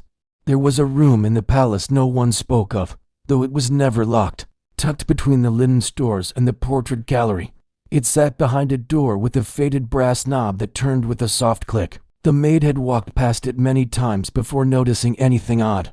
But one afternoon, as she reached for a forgotten feather duster, she stepped inside. She moved with practiced ease, wiping the tops of shelves, the baseboards, the corners of the narrow writing desk. There were drafts that smelled of perfume, staircases that groaned, like they remembered footsteps from long ago. Still, she made a note of it. The next day, she cleaned again, this time more thoroughly. And again, by morning, the dust was back. She had not stepped so far in that morning. The prints were small, uncertain, as if left by someone wandering in socks. Leaves drifted across the stones like they had nowhere to be. Not drawings, exactly, but traces, as though someone had leaned there with their elbow or rested a book. Once, she found the outline of what might have been a teacup, a perfect circle faintly pressed into the desk surface, just to see. The next morning, the rose was gone. In its place was a soft indentation in the dust, exactly the size of the vase's base, but empty. She found the rose lying on the windowsill, dried petals intact, as if it had simply floated there overnight, not as an offering, but as company. The next morning, the tin was untouched, but her cloth had been folded neatly and placed beside it. It no longer surprised her that the dust remained. No matter how many times she cleaned, it had become its own kind of comfort, reliable, quiet, soft. That was the only time she ever smiled at the dust. Instead, she would sit in the same chair and talk quietly. She spoke of what she'd seen in the halls that day, or what flowers had bloomed too early. She told the dust when she had dreamed of the sea again. She thanked it for remembering. The air inside the room felt still, like it was waiting. She ran her hand across the desk and left no mark. It was as if the dust had already decided she wouldn't be coming back. Those who passed by noticed little, perhaps just a sense that something gentle lived behind that door, a warmth, a hush, a memory made visible. She stood by the window, looked out at the fading light, and whispered, "Good night." The dust shimmered slightly. Nothing more. The maid whispered, "Is someone here?" But the silence answered kindly. They led from the door to the window and then disappeared. When the maid exhaled, it seemed to shimmer slightly in response. Sometimes, she wondered if the room had always been like this. Perhaps it had once belonged to a forgotten prince, or a scribe who copied letters that were never sent. Perhaps it remembered them as something that had witnessed much and asked for nothing, as the soft echo of a woman who folded linens with care, and who spoke to silence as though it were a friend. The dust came off smoothly, without resistance.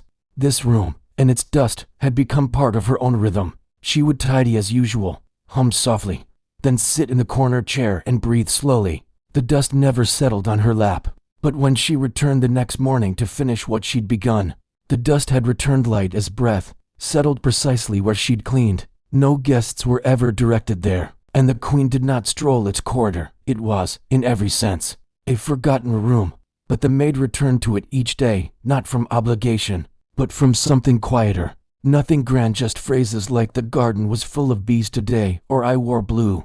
The next day, the notes would be gone. Once, she found a line written in the dust on the inside of the window frame. "Yes, I remember." The writing did not match hers. She would dust the same surfaces again and again, watching the pale trails appear behind her cloth, only to be replaced the next morning by a fine, familiar veil. It was not a grand room, small, with wood-paneled walls and a single high window that filtered light like old lace. What caught her eye first was the dust, not in piles, not in thick carpets on the floor, but everywhere. A fine, silvery mist lay across every surface: shelves, floorboards, chair arms, even the walls.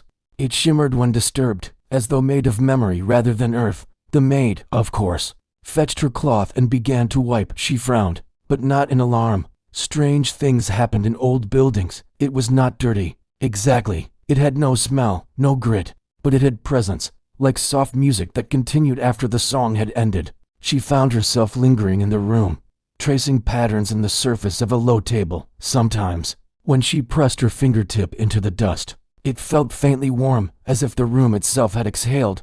No one else seemed to notice. The room was not on any rota. One evening, just as candlelight began to stretch shadows across the hallway, she entered the room and saw footprints, very faint, but unmistakable, across the dusty floor. Not hers. She cleaned them away, gently, and stood for a moment by the window. Outside, the courtyard was quiet. As weeks passed, she noticed the dust sometimes shaped itself subtly into curves on the desk or the back of a chair. She never told anyone, not because she feared disbelief, but because she liked the privacy of it. One day, she brought in a small vase and placed a single dried rose inside. The dust was never heavy. It did not choke or cling. It drifted lightly, like memory or mist. She began writing short notes and leaving them on the desk. That day, she brought a small tin of tea and left it on the corner of the table. Time passed, as it always did. Queens changed, seasons softened the gardens. The maid grew older, her movements slower, but she still visited the room. Eventually, she stopped bringing the duster. On her final day in the palace, she visited the room one last time. After she left, no one else cleaned that room. It stayed as it was, quiet, faintly glowing, always waiting. And so, the dust remained, not as a nuisance, not as neglect, but as presence. Each morning in the queen's chamber began with stillness. Long before the bustle of the palace stirred, the fifth queen was already seated at her writing desk. She did not rush. With a slow breath, she would uncap her ink bottle, smooth the parchment, and begin. Her handwriting flowed in elegant loops, deliberate and graceful, as though each letter was part of a ceremony known only to her. She simply dusted the desk, polished the inkwell, and replaced the blotting cloths.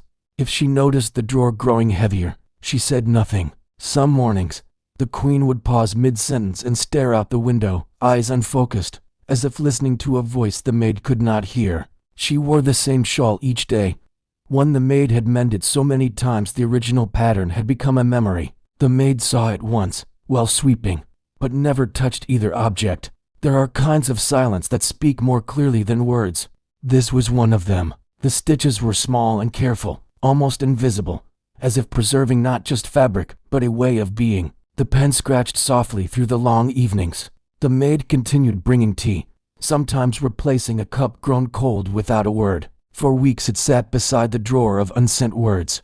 Then, one morning, it was gone.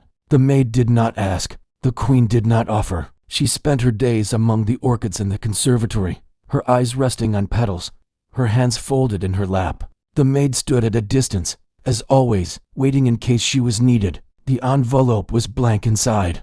The maid held it for a long while before returning it to the drawer. It seemed to belong, but no commands were given. The air around them was filled with the kind of calm that carries the weight of final chapters. Some things were meant to remain untouched, like fallen leaves on water. The Queen said softly, "I used to write in case someone would read. Then I wrote in case I needed to remember." The maid still opened the curtains and set the desk, not because she expected the Queen to return to it, but because habit can be a form of devotion, and the desk deserved to be ready. "Now, I write because I like the sound of the ink." It was one of the last things she said that season. The maid nodded, committing it to memory. Occasionally, the Queen would look up and meet her gaze for a breath before returning to her writing. As ever, never spoke of it. But sometimes, she would pause beside the writing desk, run her finger lightly over the wood, and close her eyes. The ink was dry. The letters were quiet. Yet they remained, like footsteps in freshly fallen snow, soft, silent, and deeply remembered. Brewed the same tea, folded the same linens. The room remained orderly, unchanged, tea still served, shawl still mended. A new Queen would arrive, with different habits and different tea.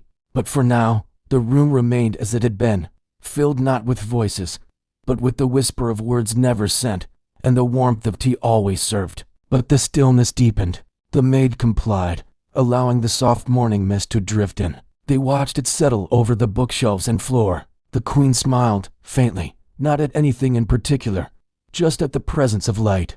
The maid remembered that moment with clarity, as if it, too, had been folded and placed in a drawer. And quiet. One morning, the maid found the writing chair empty, the shawl folded with precision. There was no announcement, no ceremony, only the soft settling of time. Those small glances were acknowledgments of trust. Nothing more was needed. Still, the maid brewed the tea each morning, laid out fresh paper, ranged the desk. One day, she folded a blank page herself and placed it gently in the drawer, silent acknowledgement of the end of a ritual. The maid would refill the teacup, fold a shawl, and retreat to her quiet corner. The maid entered quietly, carrying a delicate cup of chamomile tea. Occasionally, she opened one and read a single line. Other times, she simply watched the dust swirl through the sunbeams. The maid followed at a distance, never interrupting. Their shared silence became a form of understanding. The steam curled upward and met the cool morning air, vanishing just as it touched the edge of the Queen's sleeve. Dozens of envelopes resting like pressed flowers. The maid never read them, yet she believed she knew what they contained. Thoughts never spoken, feelings never shared aloud. They were the unclaimed artifacts of a private life, and they held more truth in their silence than most spoken words. The Queen nodded once in acknowledgement. She did not speak, not during this hour. The words she needed had already begun pouring onto the page. When she finished a letter, she folded it neatly and placed it in the same drawer, an old chestnut thing with a tarnished handle. She never sealed the envelopes. Each bore a single word, if, perhaps, tomorrow, and other fragile suggestions. Perhaps it was meant for someone who never arrived, or perhaps for someone who had once been there. The cup was a gesture, tender and quiet, that became as much a part of the day as turning the page of a book. The drawer held dozens, Maybe hundreds. No one read them, not even the queen herself. The maid never asked their purpose. The queen rarely received visitors. She spent much of her day in the palace library, running gloved fingers along the spines of well-worn books. In the afternoons, the maid would place a second teacup beside the queen's desk. It was never touched. No explanation was offered. The queen's garments were modest soft cottons and grays, never adorned with jewels. Beneath the queen's bed rested a velvet box. Its lid was locked, though the case sat beside it in plain sight. The queen began writing longer letters as winter arrived. When a sealed letter arrived by courier, the queen left it unopened on her desk. By the time spring returned, the queen asked for the windows to be opened early. Eventually, the queen's letters ceased. The drawer remained closed. The teacup remained full. Though no new letters came, the old one stayed. The queen grew quieter. Once, even after the queen's hands grew tired, the maid continued preparing everything as before. She lit the lamp at the same time. When the queen stopped rising before the rest of the palace, she once found a letter addressed not to a name, but to a scent, to the morning air after rain. The queen's absence was not abrupt, like everything else in her life. It was gradual, graceful. And so the maid continued. The maid. The cat arrived on a Tuesday, unnoticed by announcement or invitation. It stepped through the palace gates with quiet assurance, as though returning to a place long familiar, and made its way toward the royal chambers without hesitation. Guards parted instinctively. The kitchen staff paused mid-task, and the corridors adjusted to its presence. The palace shifted its rhythm to suit her comfort. She slept beneath the clock, paused at thresholds, and rested atop banisters. All obeyed her silent reign. That evening, it curled upon the queen's pillow and slept. She kept notes about its daily habits, sketching tiny portraits in the margins of her letters. No explanation was offered. The maid noticed that the queen often sat in silence, as though listening for something just beyond hearing. With the cat nestled nearby, eyes half-lidded and still, the cat's naps became fixtures on the daily calendar. She recorded small odes on loose parchment, which the maid carefully dusted each week. She kept a brush tucked in her apron, and a sachet of lavender hidden in the laundry room, which the cat preferred during thunderstorms. Grooming became an unspoken agreement. The cat allowed a single scratch behind the ears, but only on specific days. But the cat's habits did not shift. She resumed her place on windowsills and under radiators, atop cushions and library ledges. The maid, older now, found comfort in the familiarity. The maid noticed her own hands stiffening, morning slower, yet still placed the embroidered cloth and cream without fail. The cat ignored it at first, as was her custom. Then one morning, she chose it. From that day, she slept only there. The maid continued adjusting its placement for sunlight. In return, the cat expected consistency. This rhythm between woman and creature became its own kind of companionship. Dusting continued, dishes prepared, corners swept. The hush remained. The poems were private, folded neatly and placed beside ribbons and pressed flowers. The maid, now stooped and quiet, placed the embroidered cloth one final time. Majesty ate slowly, tail curled neatly around her paws. That evening, the maid sat nearby, watching the flicker of candlelight and listening to the hush between moments. And truly, she did. She lingered in memories, in quiet corners, in the pause before a door opened. Yet something of majesty lingered in the way the curtains moved, in the pause before footsteps echoed, in the softened habits of those who remained. The maid folded the cloth, stored the dish, and brushed the cushion clean. She placed the ribbon back into its pouch and returned to her duties. She remained through the reign of many, untouched by ceremony or calendar. And though she was gone, the palace still bowed in her presence. The cat, never particularly moved, accepted the attention with quiet grace and occasional tail flicks. One offered consistency, the other, presence. In that balance, the palace found peace. She watched from staircases and banisters, observing what changed and what returned. Evenings grew quieter, mornings held more pause. The maid, now slow of step and silver of hair, still served her cream, still fluffed her cushion, and still brushed fur from the window ledge. In time, the maid kept a ribbon of the cat's fur folded into a small pouch. The halls she walked were hers, and the time she marked was never questioned. Some believed she had never truly arrived, because one cannot arrive where one has always been. She never spoke of it. But some evenings, as twilight fell and shadows crept up the corridor, She would feel the familiar hush and know the cat was near. Eyes watching, silence deepening. Curtains were drawn to suit her preference for filtered sunlight.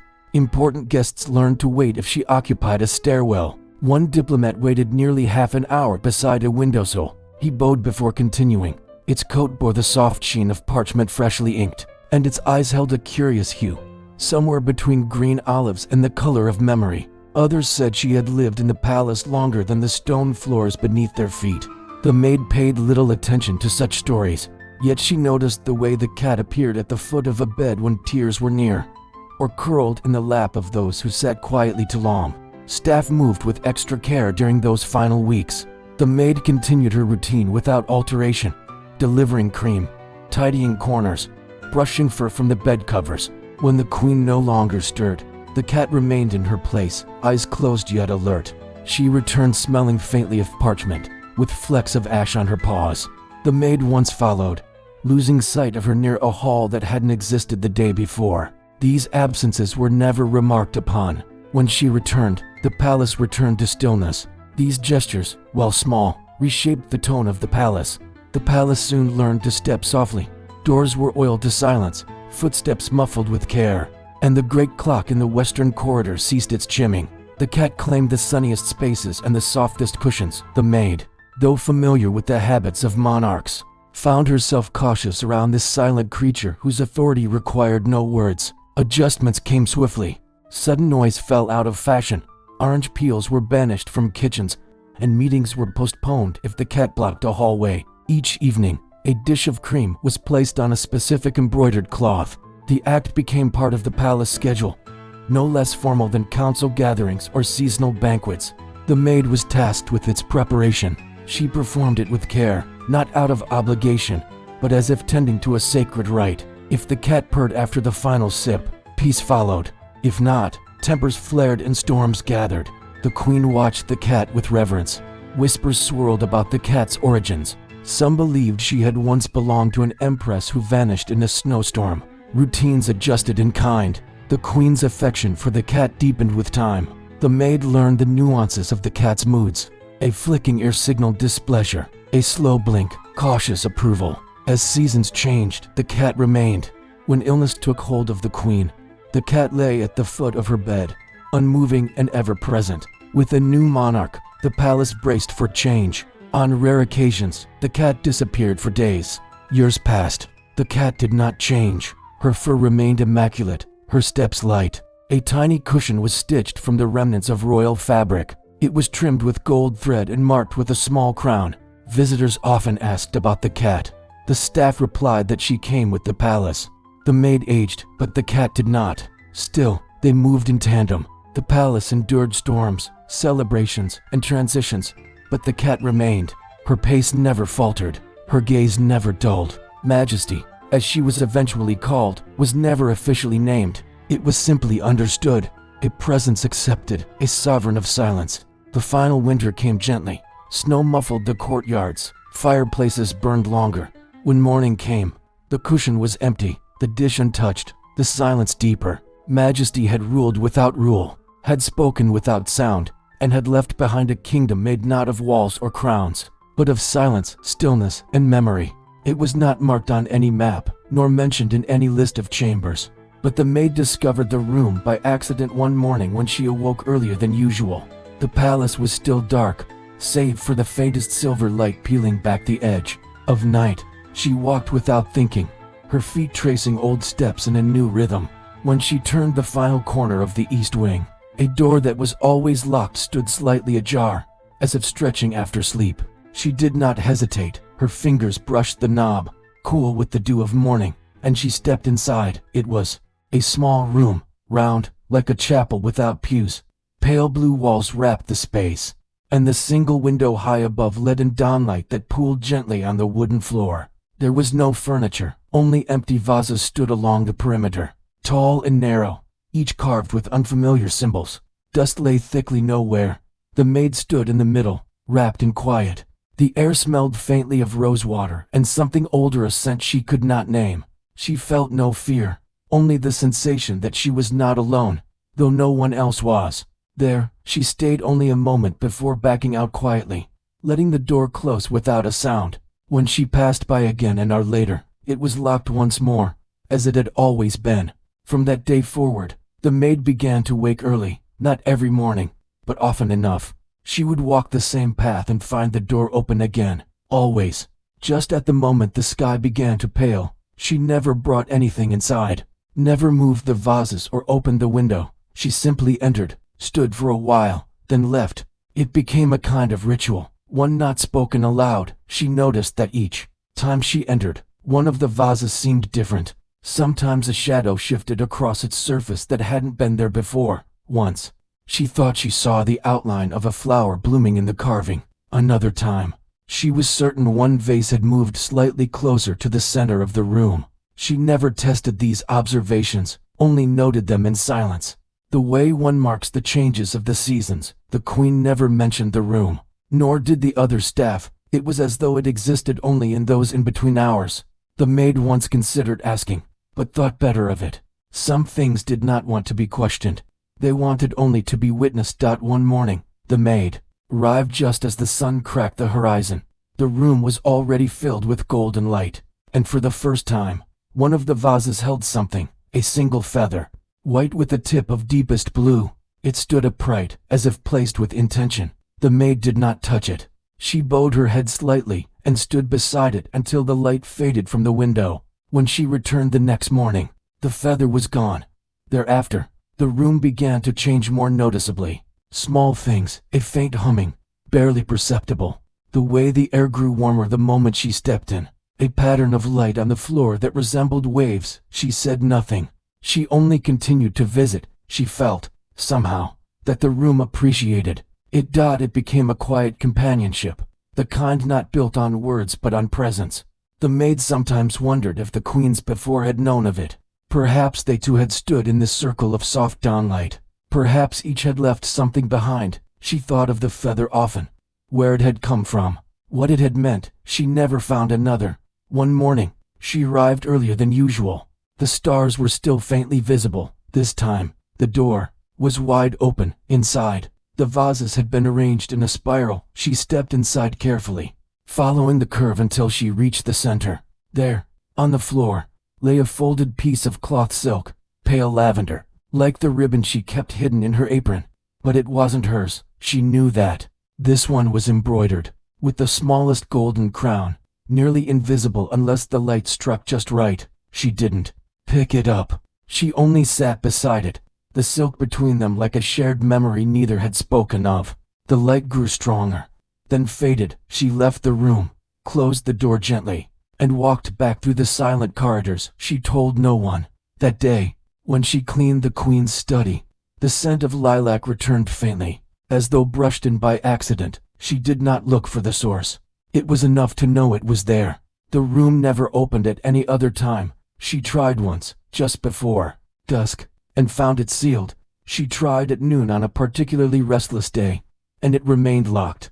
Only at dawn, and only when she walked without expectation, would it appear. She came to think of it not as a place, but as a moment, a hush between night and day, when the palace remembered things it couldn't say aloud. When the new queen arrived, full of brisk energy and cinnamon-scented letters, the maid continued her visits. The door still opened, the vases still watched, and sometimes, in the center, she would find small things left behind, a pinnacone, a pressed violet, once even a pearl. She never took them. They were not for her, not entirely. They were for the moment itself. Years later, when her knees ached, and her apron bore the faint stain of hundreds of mornings, the maid entered the room once more. The vases were empty, the light was soft, and in the center, there was nothing at all, not silence, not presence, not even a whisper of dust. She smiled. Then she turned and walked back to her duties, humming a melody no one had taught her, one that seemed to have drifted into that single high window, with the scent of lilac and the golden hush of morning. It was, after all, just a room, one she never tried to explain, but always, she thought of it when folding linens with extra care, or lighting a lantern at precisely the right moment. It had taught her the quiet power of presence, and sometimes, when dawnlight slipped into the corridor just so, she felt it again, the hush, the breath, the memory of a room that only opened at dawn. The fifth queen came to the palace on a morning wrapped in fog, her carriage wheels muffled against damp cobblestones. She arrived wearing a cloak the color of slate and boots already speckled with rain. While other queens had swept through the gates with fanfare, this one simply stepped down, nodded at the guards, and walked inside. It rained that entire week, and no one minded. She said she liked it that way. The maid remembered the queen's first breakfast clearly. The windows ran with rivulets, and the sound of rain echoed gently through the corridors. The queen stirred her porridge without eating it and stared out the glass with a far-off gaze. She asked for extra napkins, not because she spilled, but because she liked the way they soaked up drops from her sleeves. That day, the maid changed the table linens twice, just to keep them dry. It became clear very quickly that rainy days were not a nuisance to this queen, they were her element. She walked in the gardens when most would stay inside, a wide-brimmed hat shading her eyes, her hem damp but not bothered. She lingered under archways and listened to the drip of water from stone eaves. The maid learned to keep towels near every entrance, and to dry the queen's boots without being asked. The fifth queen had a different rhythm from the others. She rose late, but not lazily.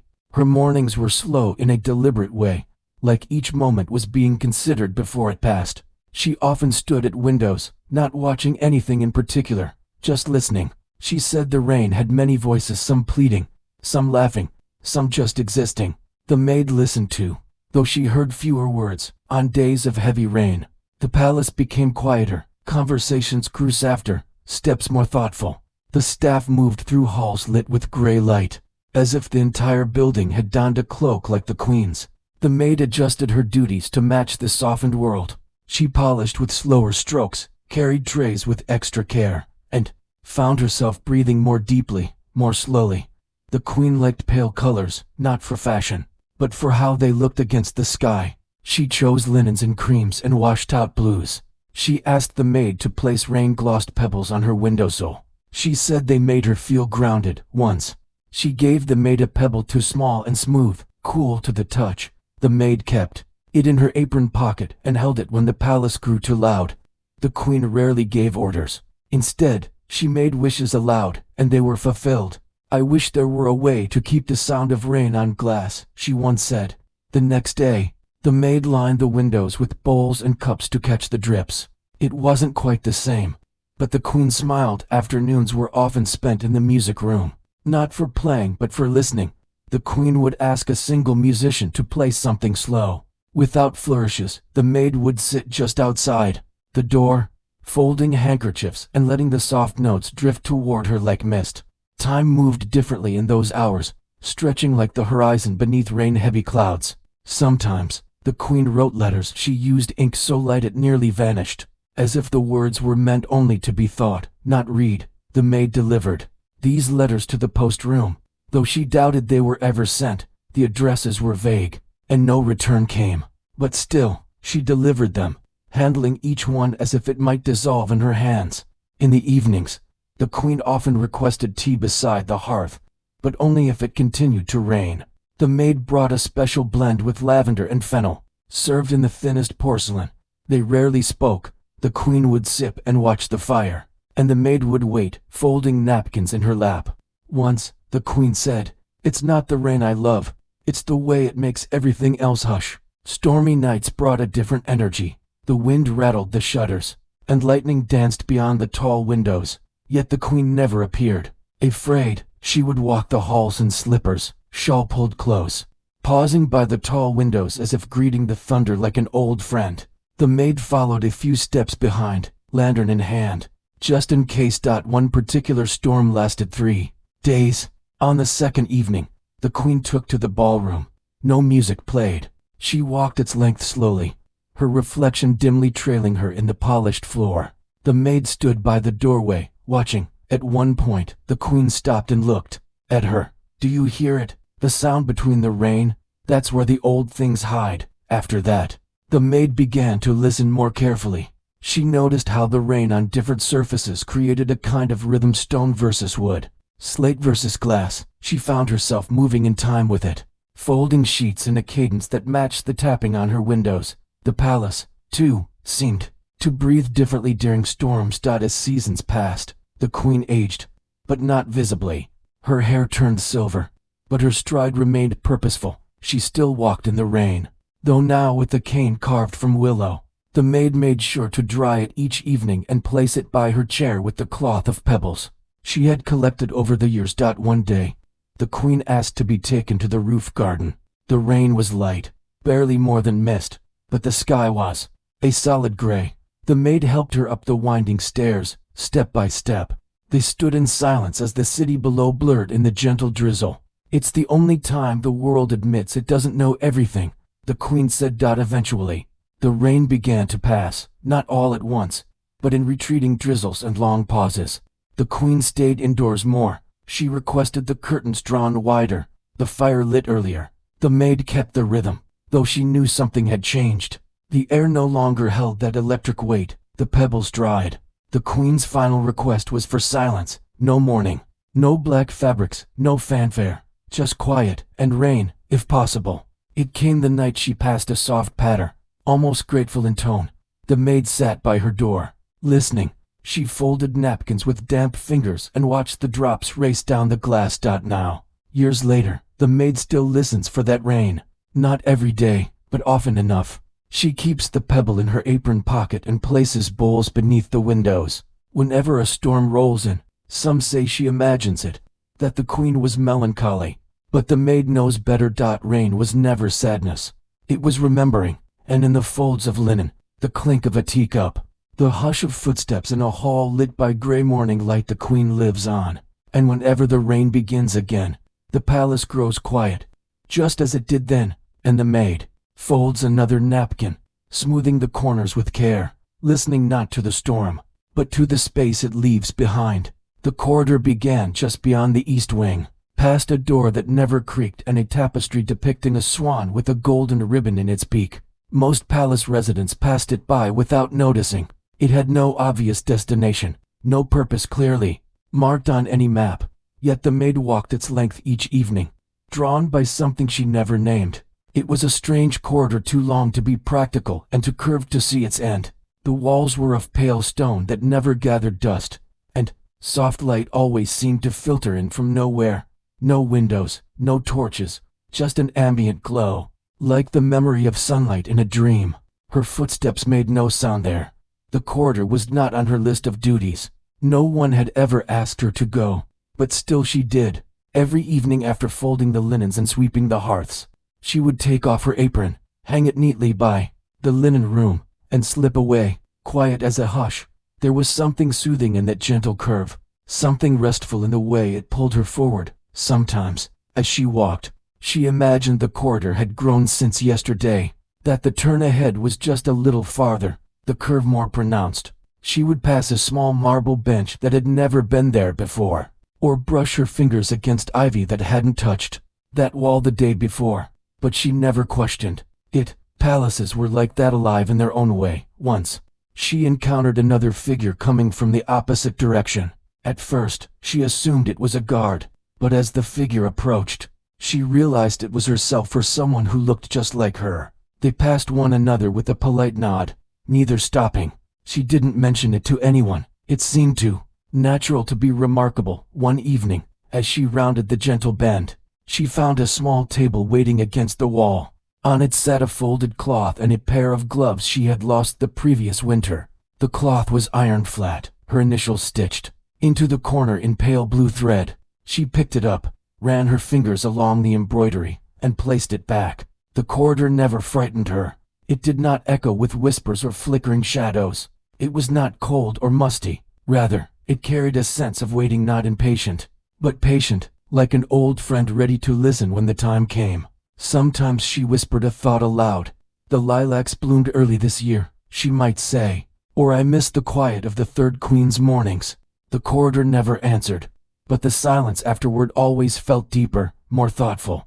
There were no portraits on the walls, only subtle patterns in the stone that suggested vines or waves. She once saw a motif that reminded her of a sleeping cat, curled in perfect symmetry. The next day, it had shifted, or perhaps she had imagined it. It didn't matter. The palace rarely asked questions about private habits. As long as chores were done, as long as trays were polished and linens were folded, No one noticed if she took a little time for herself, and so the corridor remained her secret, her retreat. One night, she carried a candle with her, thinking to see if the light changed anything, but the flame stayed still, casting no shadow, as if the corridor itself did not wish to be illuminated. She placed the candle on the floor and continued walking without it. After that, she never brought a light again. There was a comfort in not knowing where the corridor led. She never walked to the end if there was one. The curve kept going, gentle and continuous, always inviting her just a few steps more. She would walk until her mind quieted, until the noise of the palace faded completely, then turn back, feeling as though she had been folded into a lullaby. Over time, the corridor became a part of her rhythm. When the fifth queen was particularly quiet, or the dust returned too quickly to the velvet drapes, or her knees ached from the stairs, she would walk the curve and let the world ease away. Others began to notice a change in her, a stillness, a calm that seemed deeper than rest. The head cook once asked if she had taken up meditation. She only smiled. What could she say? That her peace came from a hallway that might not exist on the palace map. Seasons passed.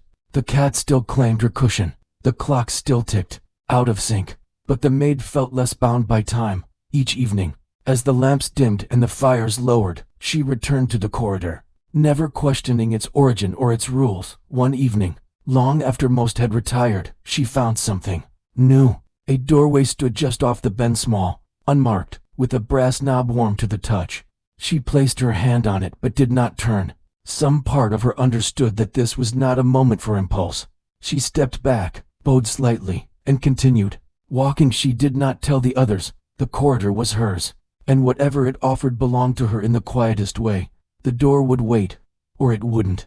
The corridor was not a place for urgency. And so, in a palace where many things had names, where titles were declared and duties defined, there existed a hallway that curved too gently to map, and a maid who walked it faithfully, finding in each step a softness, in each turn a pause, and in every silence, a kindness that asked nothing more of her than to simply be. It became her prayer, her lullaby, her secret passage not to elsewhere, but to stillness itself. And every evening, after her last task was done, she returned, not searching, not escaping, but simply continuing, because sometimes, peace is found not in endings, but in paths that never quite arrive. In the quietest wing of the palace, where the carpet no longer held its color and the oil lamps smoked more than they glowed, there was a door she had never opened. The maid had passed it hundreds of times, always with arms full of linen or trays of tea. It had never drawn her attention before, but one morning, as sunlight pressed through the frosted window in a way she couldn't ignore, she turned the knob. The door gave easily, revealing a narrow closet choked with dust and silence. Inside were shelves lined with forgotten crowns. Not jewels, not gold circlets of power. These were stranger things. One was made of paper, its edges crisp but yellowed with age. Another of stiff lace, still smelling faintly of starch and lavender. One was fashioned from pine needles, brittle now, but once perhaps a holiday token. Another was so small it would not fit any head, but a doll's. They sat like sleeping creatures, nestled in boxes or resting directly on the worn velvet shelves. The maid did not touch them at first. She simply stood and breathed in the layered scent of old wood, dried glue, and time. It felt wrong to disturb them, as though they were still in use in some faraway corner of memory. The room wasn't on any map of the palace she'd ever seen, and yet it felt undeniably familiar, as if she'd known about it in a dream she once forgot. Later that week, she returned. This time, she brought a small duster and a handkerchief, moistened with rose water. One by one, she began to clean. She did not catalog or move them from their places. She simply tended to each crown with quiet respect, as if it still belonged to someone who might return to claim it. The one made of wire and twigs reminded her of a play once held in the ballroom. Years ago, the child who wore it had since grown and gone, but the crown remained. A particularly curious piece was molded from candle wax, the top slightly melted, like it had been worn too close to the hearth. She imagined a queen with a fondness for flame, someone who ruled with stories rather than orders. Another crown was simply a ribbon, its pink faded to a dusty rose. The ends were singed. Perhaps it had once crowned a dancer, or been flung into the air in celebration. She never mentioned the room to the others, not because she wished to keep it secret, but because she doubted anyone would believe her. The palace had a habit of opening its quietest corners only when they were ready to be seen, and so, the maid began visiting the closet regularly. Each time, she found herself drawn to a different crown, each one speaking a different kind of memory she couldn't name. She tried one on once. It was made of felt and gold thread. Barely holding together, she placed it gently atop her head, looked into a dusty mirror leaning in the corner, and smiled. For a moment, she looked like someone else, not a queen, not even a lady of rank, just someone from a softer time. She removed it quickly, feeling both silly and deeply comforted. It was not an act of vanity, but something closer to communion. In time, she noticed changes in the room. A ribbon that had fallen now sat neatly folded. A feather that had drifted to the floor was gone. Someone or something was also caring for the crowns. She began to leave small offerings, a sprig of lavender, a sliver of soap wrapped in muslin, a note with no words, just an old lullaby's melody written in musical notation. These, too, sometimes vanished. One day, she found a crown she was certain had not been there before. It was delicate, made of seashells no bigger than buttons, threaded together with strands of silver hair. She ran a finger across it, careful not to disturb the pattern. Who had made it? Who had worn it? The silence gave no answer, but she felt the room grow warmer. She considered asking the queen about the closet, but by then, she sensed this was not a room for queens. It was for those who held things together behind the velvet curtains, those whose names weren't etched in marble but whispered in the folds of silk gowns, the women who bore trays, stitched hems, and remembered recipes for those long gone. The crowns were for them. On a rainy morning, the maid brought a tiny pillow she'd sewn the night before, round, soft, with a single embroidered vine curling around its edge. She placed it beneath the crown of paper, which had begun to sag slightly. It sat higher now, as if grateful. She smiled and left a short note tucked into the shelf. Still remembered, still lovely. Over time, she began to dream of the crowns. In sleep, she saw processions of women wearing them, some laughing, some singing. They danced down marble corridors with no end, lit by candlelight that flickered in time with heartbeats. She never joined the dance, only watched from the edges, her apron clean and hands folded. And in the dream, she was content. One day, the closet door did not open. She turned the handle gently, then more firmly, but it refused her. She stood back, waiting, as though the palace itself might change its mind. But nothing happened. She left, returning daily, always finding the door locked. No key on her ring would fit. The hallway returned to its familiar quiet, the light no longer pressed against the door frame. She mourned it softly, not as one mourns a person, but as one mourns the end of a season. A part of her knew the room was still there, just not for her anymore. Maybe it waited for someone else now, someone who had just started to wonder about crowns and the stories they held. Weeks later, she passed the hall and paused. The door remained shut, but she smelled lavender and old wax, and somewhere in the wall, faint as breath, came the rustle of ribbons and the hush of footsteps dancing without shoes. She walked on, back to her duties, her apron straight and steps even. But now, when folding linens, she sometimes paused to shape the corners just so, like peaks of a soft, invisible crown. Because some memories are not kept in books or portraits. Some are kept in closets, in dust, in dreams, and the palace remembered them all. No one could quite say when the maid had started her work. Some believed she had always been there, folding linen before the sun rose, lighting candles before dusk. Her name, if ever spoken, had vanished into the velvet folds of palace memory. The youngest pages assumed she was part of the palace, like the carved banisters or the chimming clock above the west stairs.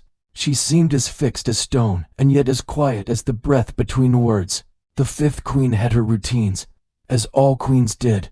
Her scent was bergamot and whetstone, her voice slow like the movement of clouds. She preferred her bathwater lukewarm and her letters bound with green twine. And the maid, with a precision honed across the decades, prepared each item without ever being told. It was not obedience, it was knowledge worn into the body, like grooves in well-walked steps. When guests arrived, the maid seemed to vanish. She wasn't among the serving line, nor waiting by the wine trays, but her work showed. The linens were crisper, the fire brighter. Someone had ironed the tablecloth twice. No one mentioned her absence, but everyone felt her presence, like wind behind a curtain.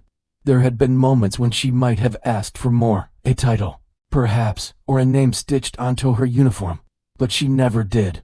The palace whispered of promotions passed over, of others who arrived after her and rose quickly. She remained silent, exacting, steady, as if she had stepped out of time and was simply waiting for the rest of it to catch up. The queen once said, not unkindly, "She keeps the palace breathing," and it was true. Candles burned evenly, locks turned without complaint, even the dust, in her presence, seemed to settle more politely. There was a rhythm she maintained, and in doing so, she became the rhythm, morning to night, winter to summer. Once, during a particularly long storm, the palace lost power for a day. No bells rang, no kitchens buzzed, the halls grew still, yet every fire had been lit, every chamber warmed. A maid, someone said, just one. No one had seen her do it, but everyone felt it. The stillness had not been silence. It had been cared for. The mirrors in the West Hall never showed her reflection clearly. Perhaps they were warped with age, or perhaps she simply passed too swiftly for light to catch. The children of the palace used to make a game of trying to spot her in glass. None did. One little boy claimed she only existed in corners. His governess nodded. Corners need tending to, she said. Seamstresses left pins in the cushions, and they disappeared. Books found closed and marked, shawls refolded, the kinds of things no one assigned. But everyone expected she did them all, not with pride or resentment, but with a quiet that settled on the task and made it feel inevitable. She had seen queens weep and queens rage. She had heard secrets carried in half-closed doors. She had known the first cries of royal infants and the last words of dying monarchs, but she never told, never confided. The stones of the palace remembered more because she had not spoken. Once, during renovations, workers found an old corridor that had been bricked off long ago. At the far end, dust lay thick, but one cushion was clean, and on it, a single ribbon, folded. The maid said nothing. She dusted the cushion, picked up the ribbon, and walked away. She aged, perhaps, no one was sure. Her back bent slightly, but her steps remained silent. Her hair, always tucked beneath the same modest cap, never seemed to change. New staff came and went. Some tried to befriend her. She smiled politely, said little, and continued her work. The queen, nearing the end of her reign, once asked her, "Have you ever wanted anything more?" The maid blinked slowly. "More dust," she replied. The queen laughed, then coughed, then went quiet. There were no portraits of the maid, no records in the household logs, but she was there in other ways. A scarf precisely folded in a painting, a pair of hands, blurred at the edge of a tapestry. In every still life, a sign that someone had tittied before the brush arrived. On the rare day she missed a morning task, the palace noticed. Fires flickered unevenly, doors creaked. People whispered. She had caught a chill, they said, but she was back by sunset. She moved slower, but the rhythm returned. No more missed mornings. In her small room tucked beneath the stairs, there were 3 items: a comb, a candle, and a cracked teacup. The comb never tangled, the candle never smoked, the teacup, though chipped, was always clean. No letters, no keepsakes, only the quiet shape of a life shaped by service. One night, during the first snow of the year, the palace was especially still. The queen had passed a week before. A new monarch would arrive soon, but for now, the rooms breathed softly, wrapped in hush. The maid walked the hallways, touching railings, smoothing curtains, checking each flame. In the great hall, she paused. A single chair sat at the far end, carved, worn, and empty. She adjusted its cushion, straightened the rug, and moved on. Later, someone would say the cushion had never sat so evenly. No one promoted her, no one dismissed her. She simply remained. As queens came and went, as seasons shifted, as the palace changed stones and hung new tapestries, she remained, folding, straightening, preparing. She did not vanish, she did not die. One day she simply was not there, but the towels were still folded, the candles still trimmed, the clocks still wound. And some say that in the evening hush, when the halls grow long and the shadows stretch, you can hear the rustle of her apron, the whisper of her passing by. A maid never promoted, never forgotten, not because of records or statues, but because the palace still breathes in time with the echo of her steps. It was a morning like any other. The mist settled low across the palace gardens, curling gently over the cobblestones and resting in the corners of windows like forgotten breath. The maid woke as she always did, before the sun had made any promises, and tied her apron in the same firm knot. She filled the basin with water, measured out the tea leaves, folded the towels still warm from the drying room. Her hands moved with a rhythm older than thought. But as she stood outside the queen's chamber, she noticed something odd. The bell, small and silver, dangling just above the door, had not chimed. It was not broken, it simply hadn't rung. No request for tea, no need for fresh linens, no call for the comb with the curved handle. Only silence. She waited. Sometimes mornings began slowly, like dreams reluctant to end. But this silence was different. It wasn't the kind that expected anything. It was complete, like a pond undisturbed by wind. So she stepped quietly into the hallway, her soft-soled shoes making no more sound than the hush of curtains. The corridors seemed longer that morning. Shadows took their time, stretching out along the tiles. When she passed the linen room, the scent of lavender lingered more sweetly than usual. No one had entered before her. The folds of the sheets were exactly as she'd left them. In the breakfast hall, the chairs were aligned with perfect precision, but no one sat. No spoons clinked against porcelain. No servants bustled in and out with trays of warm rolls and boiled eggs. Even the cat Majesty, ever punctual, was nowhere to be seen. The maid paused by the window and looked out at the trees. Their leaves barely moved, as if the air had fallen still out of respect. The day drifted on without its usual shape. The maid completed her tasks just the same. She dusted the reading room, polished the glass cabinets in the portrait gallery, watered the orchids in the conservatory. She even trimmed the candles in the hall. Though no events were scheduled, every task was done with care. But no instruction had come. The bell remained still. She began to wonder if she'd missed something. A notice, a change of schedule, an announcement. But the notice board in the servants' corridor was blank. No parchment, no ink, no handwriting at all, as though the day had decided to unfold without commentary. Midday came and went. No footsteps echoed, no laughter filtered through the walls. Even the birds outside seemed to rest in long pauses between their songs. The maid wandered into the music room, where the sun cast gentle lines across the floor. The harpsichord sat in the same place, keys slightly yellowed with time. She dusted them with the corner of her apron.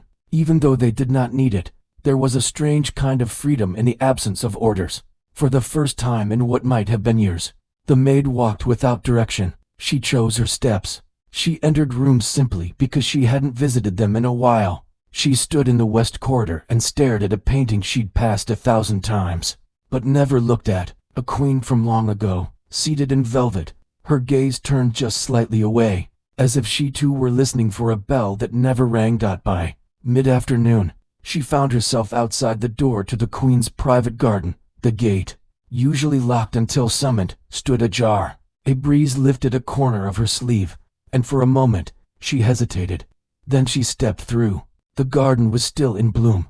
Pale roses, soft bluebells, vines that curled like lines of forgotten poetry. The stone bench beneath the willow tree was empty, but a cushion rested there, undisturbed. She sat, surprised at herself. The cushion was warm. For a long time, she did nothing. No embroidery in her hands, no broom beside her, no tray to balance. Just breath and garden and sky. The quiet wrapped itself around her like an old shawl, familiar and slightly scented with time. She thought about all the mornings she'd hurried through, all the afternoons spent preparing for visitors who never quite arrived on time, all the evenings polishing silver that rarely left the drawer. And she thought about the bell, and how its silence had granted her this strange, beautiful slowness. As the sun dipped toward the horizon, she rose. The cushion kept its shape behind her. She walked back through the palace, each hallway lit by the golden spill of late day. A few other servants passed her, nodding gently, but no one spoke. Everyone moved as if remembering something important and fragile. In the queen's antechamber, she found Majesty curled into a perfect circle atop a footstool. The cat opened one eye as she passed, then closed it again. That felt like permission. She continued to the hearth, Where the fire had gone low but not out, she added to logs. Just enough. The crackle was soft, a quiet exhale. Evening came without fanfare, no bells for supper, no formalities. She poured herself a cup of tea, just enough honey, no lemon, and took it to the window outside. The lanterns flickered to life, one by one, as if by unseen hands, and in that moment, standing quietly in the hush of a palace that had forgotten to ask anything of her, the maid smiled. Just a small, private thing, a curve of peace. She had been waiting to be needed, but for once, it was enough to simply be. As she returned to her quarters, she passed beneath the old bell again. It hung there, silver and silent, catching the last light of day. She paused, lifted a finger, and touched it lightly. It did not ring, but somehow, that felt exactly right. The palace did not wake up one day and notice she was gone.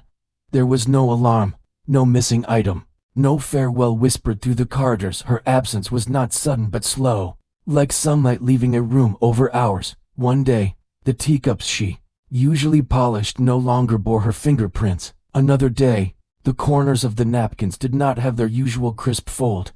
But no one said anything, not because they were cruel, but because forgetting is easier when it happens softly. The new staff went about their duties. Young maids with practiced smiles took over the rooms she used to dust. Footmen adjusted their steps without ever realizing they were mimicking the cadence she had walked for years. The laundry was folded, the beds made, and still, something felt slightly off, though no one could quite say what. In the hall where the lilacs used to bloom, a single petal sometimes drifted across the floor without wind. The queen never mentioned it, but her eyes lingered longer there than before. Majesty the cat began to pace certain corridors more frequently, her tail flicking with quiet suspicion. Once, she sat for an hour beside a closed door, then walked away without entering.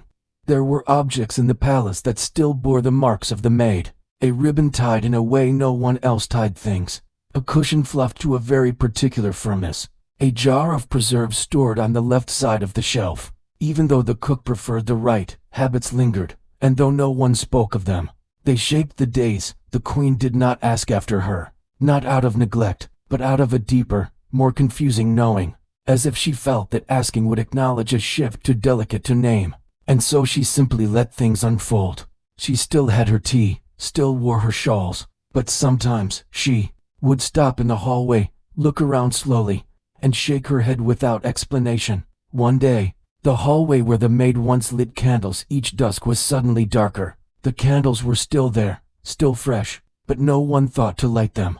When a young page finally did, he used too much wax, and the flame burned too brightly, unsettling the room. He didn't try again. A letter addressed only with the word "Gentle" was found in the third drawer of the writing desk. No one claimed it. The handwriting was unfamiliar. Inside were folded sheets of pressed linen, still faintly scented with lavender. The queen, upon seeing it, merely nodded. She was always careful with the lavender, she said quietly. In the east wing, a chair remained slightly angled toward the window. No one sat there, yet dust never settled on the seat. A bird landed on the windowsill once, cocked its head, and flew off without singing.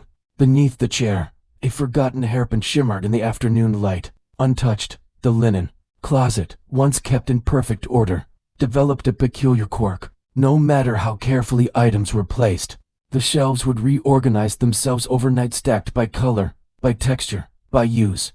The staff began to joke that the maid had simply moved in, become one with the wood and cedar scent. "She's keeping us tidy," they whispered. Some claimed to have heard humming in the morning, a tune no one could identify, soft as breath, lingering near the doorways.